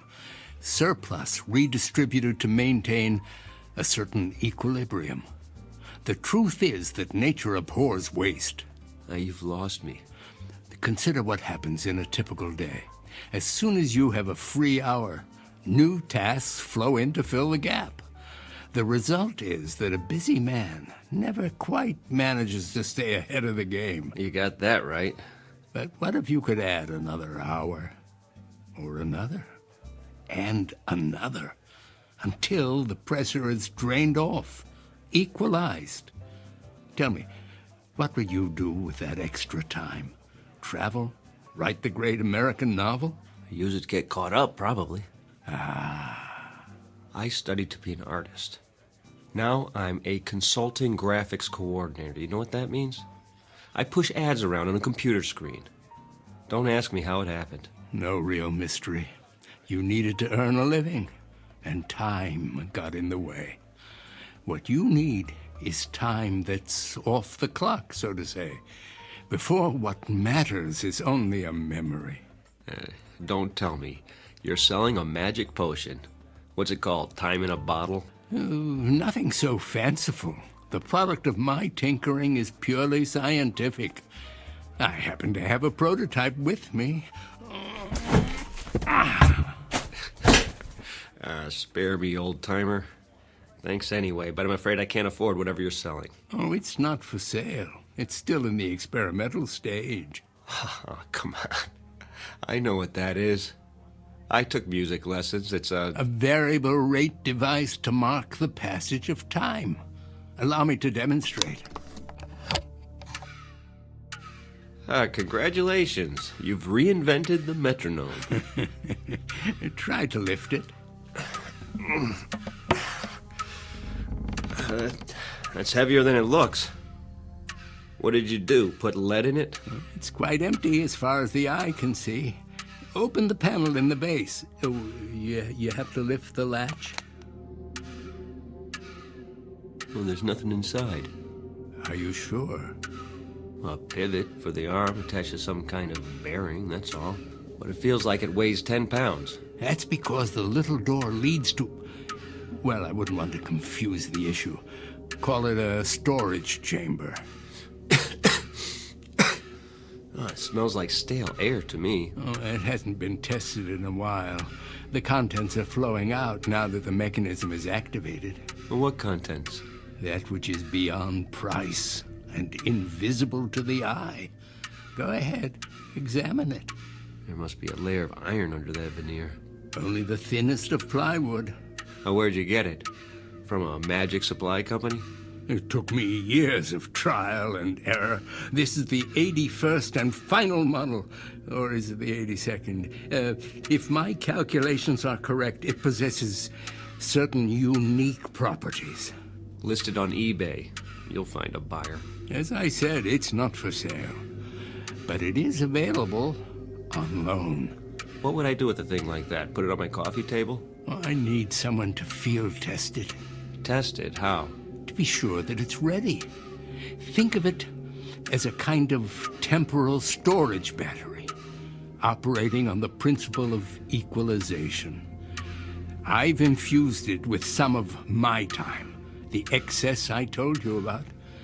Say you're running late and you need a few extra minutes. Take it out and start it ticking. When you've had enough, one touch stops the arm. Wouldn't that be something? Yeah, you almost had me going there for a minute. If it were real, you could name your terms. Oh, it's quite real. I suppose you can prove that?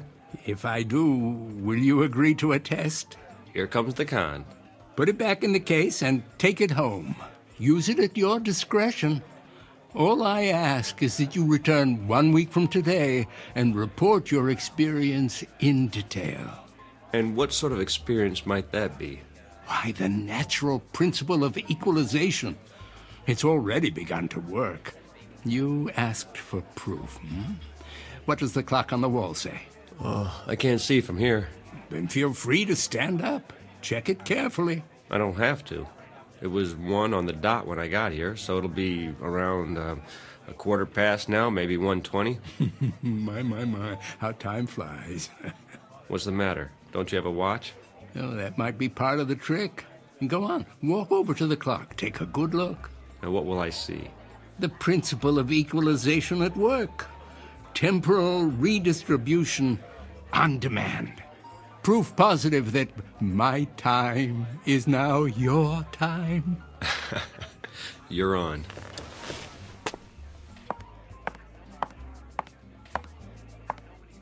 $1:05? Hold on. Frederick? Yes. Did somebody move the hands back? Sir? The wall clock. Did you see anyone go near it? Why, no. Then it's broken. No, sir. It keeps perfect time. Well, let me ask you. How long have I been here? How long? Answer the question. You met Miss Crosley very briefly, then the gentleman sent you a drink. And how long ago was that? A minute or two? Come off it. Did he put you up to this? Who? The little man in the booth, whatever his name is. Blevins? He bought you a drink and departed. Oh, he did he? Then why is he...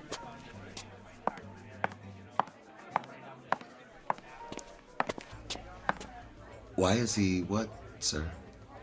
Where'd he go? He was here.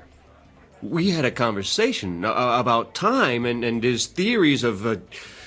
Did he leave that for you, Mr. Harris? Leave what? The leather case. Perhaps he intended you to have it. What in the...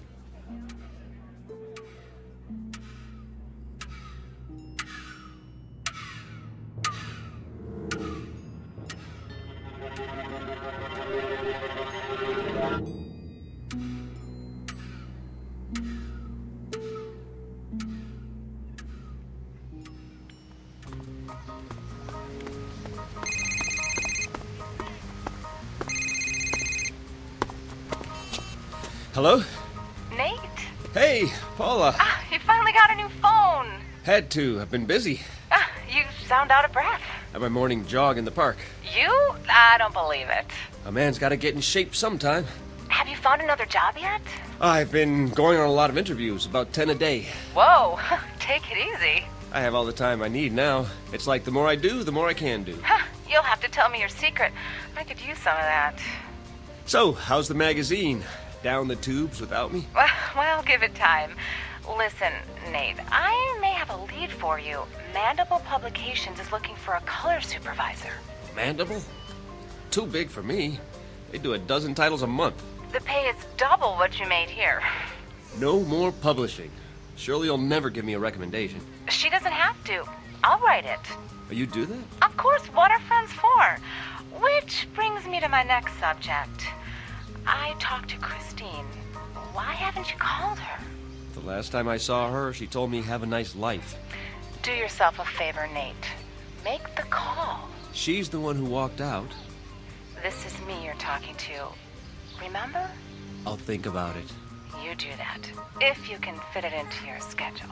That's not the point. Oh, I gotta go. Dragonlight is back from her coffee break. Keep me in the loop about Mandible.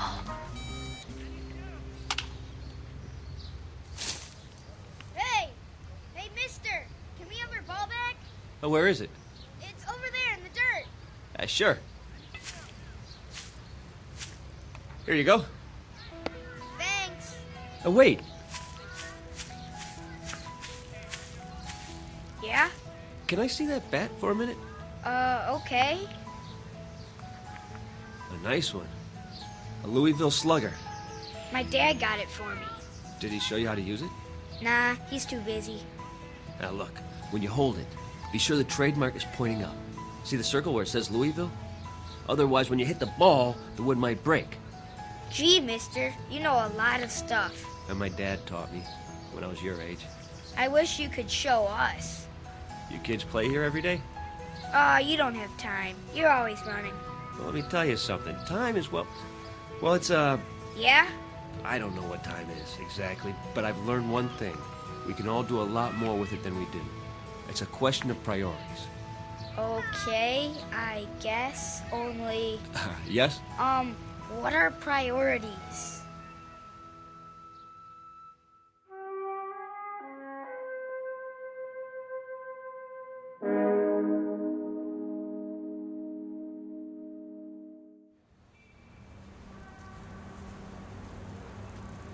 A taxi! Over here!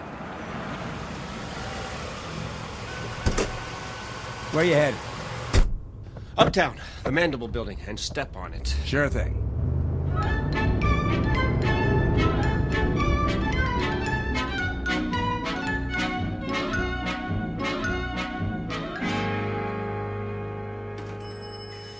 Hold the elevator!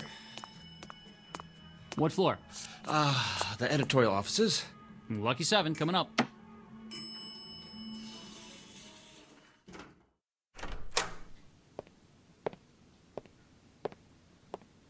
I'm here to see the publisher, please. Do you have an appointment? Nathaniel Harris, 11:30. I'll tell him you're here.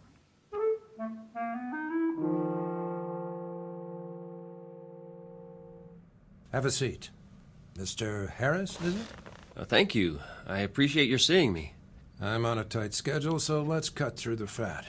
You'll have experience with prepress. 3 years with Starlight over at Maxilla. Before that, I was production coordinator for Carcosa Press. Impressive. Paula told you about the position? Color supervisor. What exactly would that entail? Crunch. Pardon? That's what it's all about. I want our colors to pop off the page. Good enough to eat. The question is, how hungry are you, boy?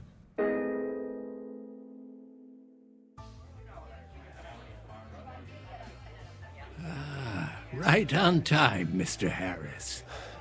It works. You seem surprised. Mind if I have a look? Oh. It's undamaged. And the little door above the base? Oh, how intoxicating.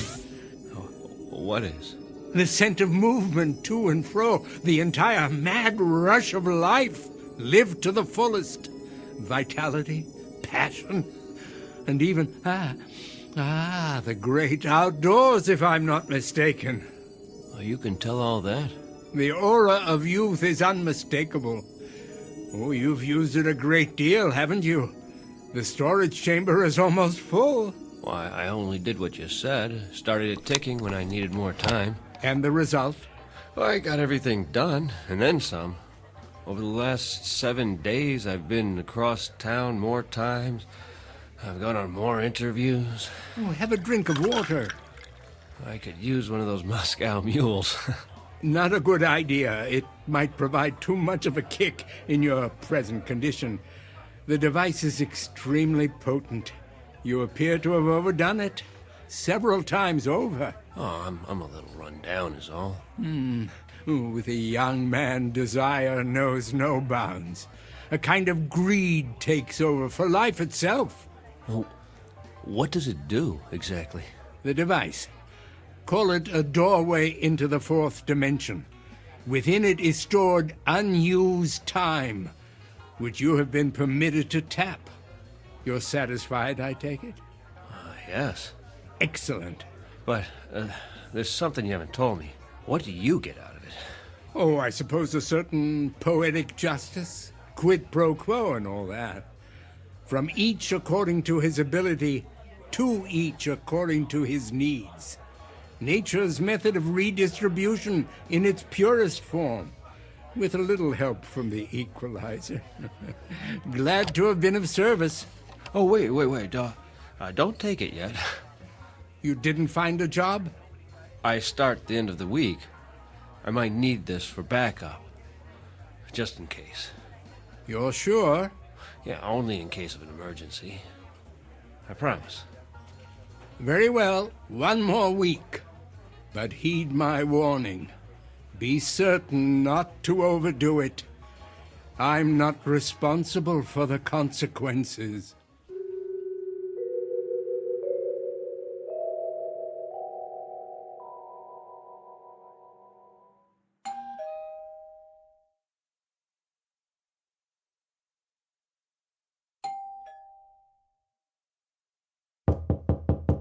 Nate, are you in there?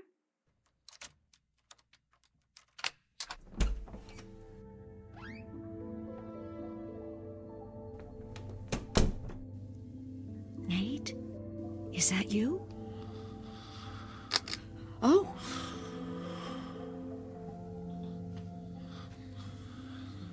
Go on, sleep. You must need it. Look at you on the couch like that. I just stopped by to drop off my key. Your key. I didn't think you'd be home tonight. Oh, Nate. What happened to us? I guess it wasn't all your fault. I could have been more patient. That job was killing your soul, wasn't it? The things they made you do, Paula told me. You couldn't help it that there wasn't any time for us. And now you're starting a new job. From the jaws of one bad situation and into the next. It can't be your heart's desire. You deserve more.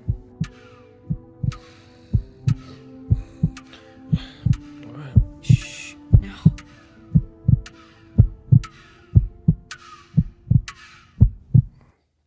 Did you hear that? Hear what? Christine? Is that you? I must have dozed off. Why are you here? I thought you might want the key. You don't have to do that. I'll leave it on the table. Go back to sleep. Oh, please stay. I can't. Don't. I'll be back. Now sleep. You need your rest. Maybe I'll see you at lunch tomorrow. Our old place. Do you still go there? I'll keep up with you somehow.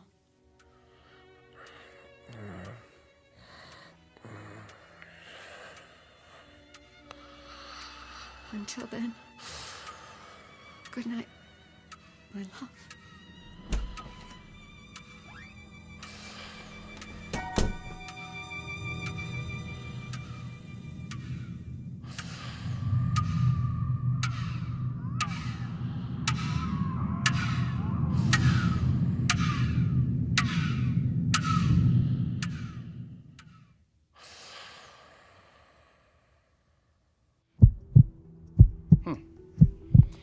Any chest pains?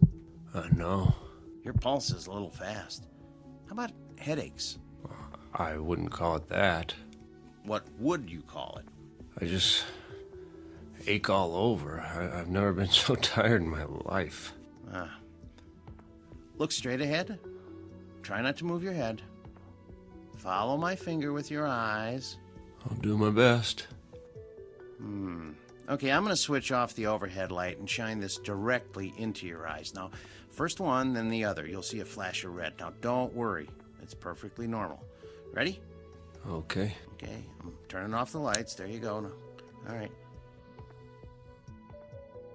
Wow. What do you see, Doctor?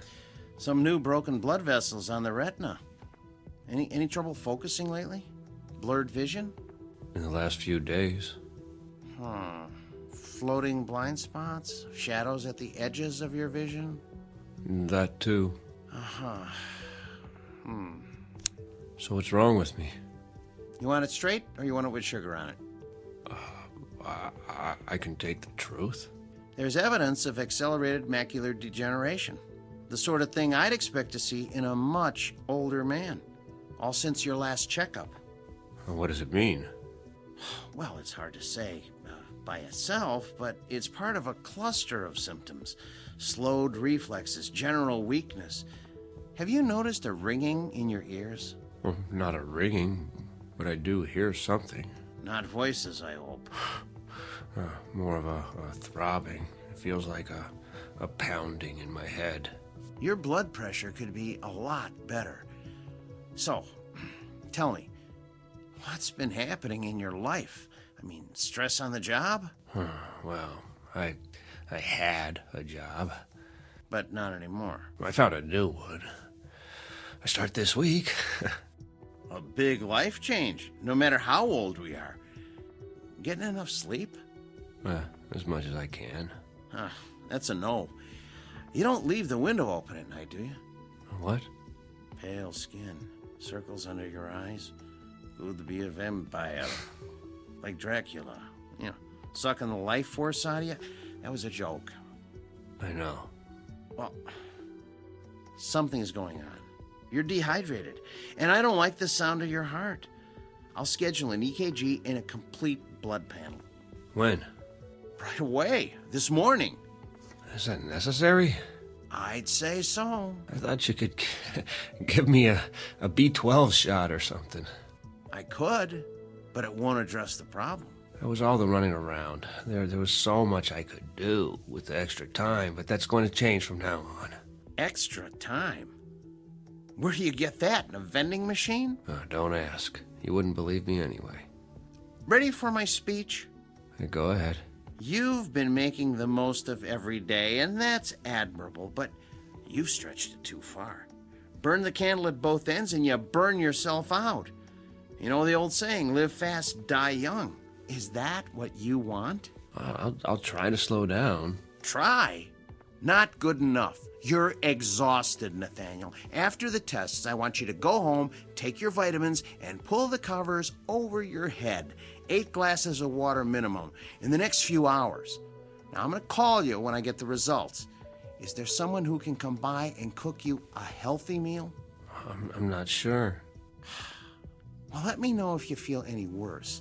And cancel your appointments. Don't even think of going anywhere for the rest of the week. Well, that's not possible. You don't have a choice. The new job. You'll end up in the emergency ward.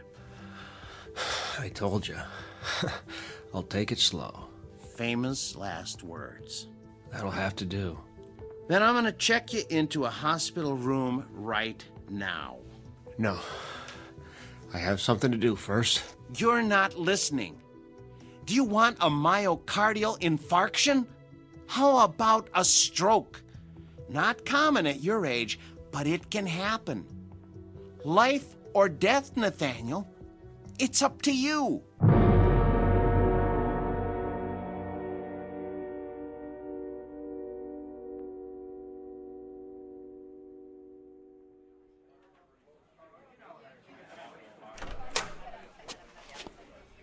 Mr. Harris, are you all right? Oh. Where is he? Let me take that for you. Where? Who, sir? The old man. You mean Blevins? I don't see him. He hasn't come in yet. He's always here this time of day. Would you like to wait at his booth? Just give him this. The briefcase? Tell him I couldn't wait. Let me call a cab for you. I have to get rid of it. Now.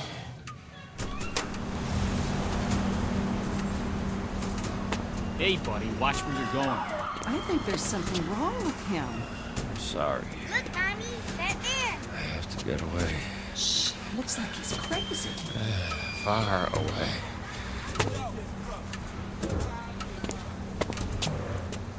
Now, what have we got here? And drinking, have you? Can you hear it? Move along. You do hear it. don't you, officer? Or I'll be running you in for drunk and disorderly. Where's the case? You'll have a case, all right, in front of the judge.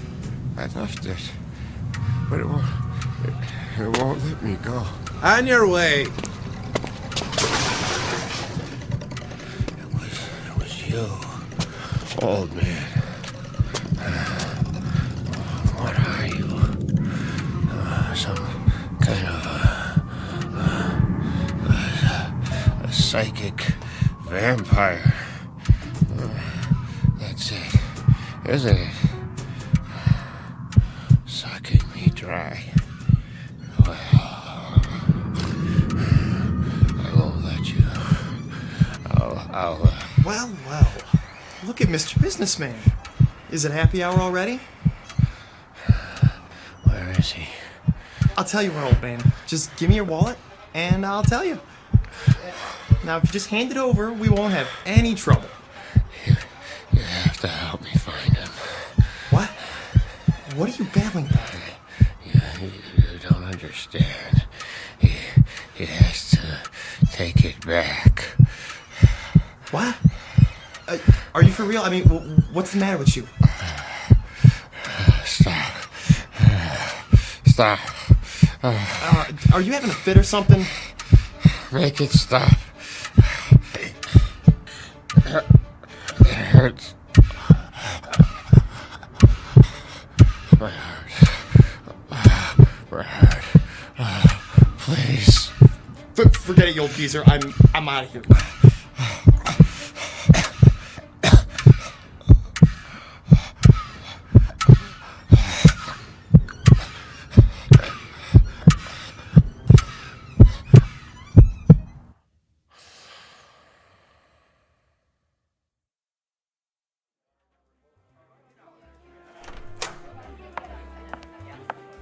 Why, hello, Miss Crossley. Hi, Frederick. Is Nate here? Mr. Harris? He was, but then Where did he go? I didn't see him, miss. I offered to call a cab. Why? Did he have lunch already? No, miss, he seemed, Seemed what? Is he coming back? I really can't say. Then I'll wait for him at the table. It needs to be cleared. Oh, take your time. I'm in no hurry.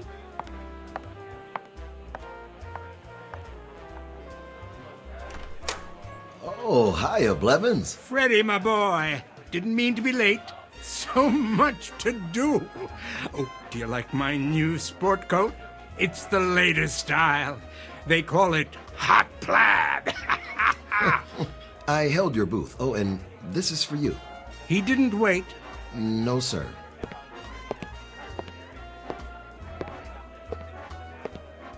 Hello there. Hello. I do believe I recognize you. From where? This very table. You're a friend of Nathaniel's.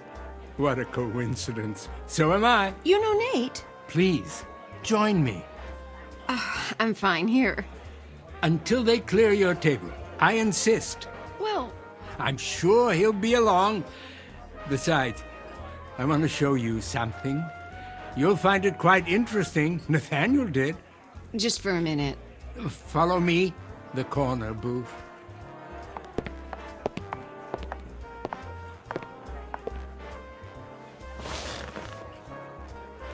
What's in the case? Something very special. I know what that is. It's a metronome. Are you a musician? Looks can be deceiving. This one has a most unusual construction, but I wouldn't want to confuse the issue. What was that? For now, call it a collection chamber.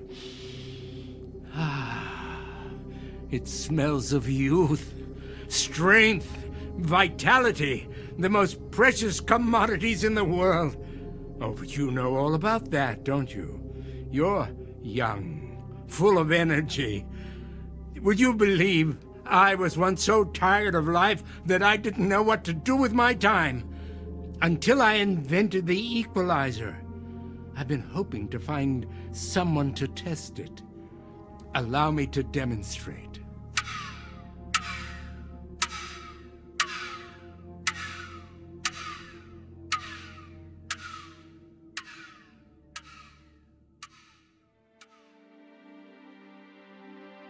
A story about a man named Nathaniel, a victim of the adage that it's better to burn out than to rust. Unfortunately, everything has a price, and Mr. Harris learned too late just how steep that price may be. A man whose hourglass ran out to the last grain of sand. But consider, how different might his life have been had he lived it somewhere other than the Twilight Zone.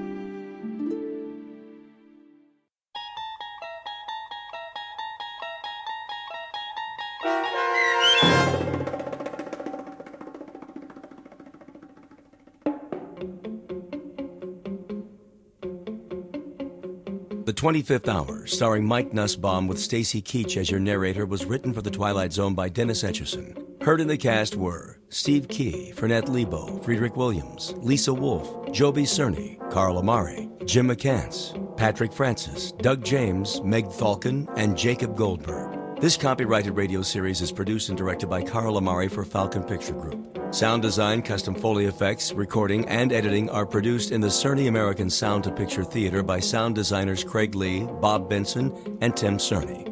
Music for The Twilight Zone is provided by CBS and American Music Company Incorporated, New York. To learn more about the Twilight Zone radio dramas and to download episodes, including 6 free episodes on our homepage, visit our official website at twilightzoneradio.com. Doug James speaking.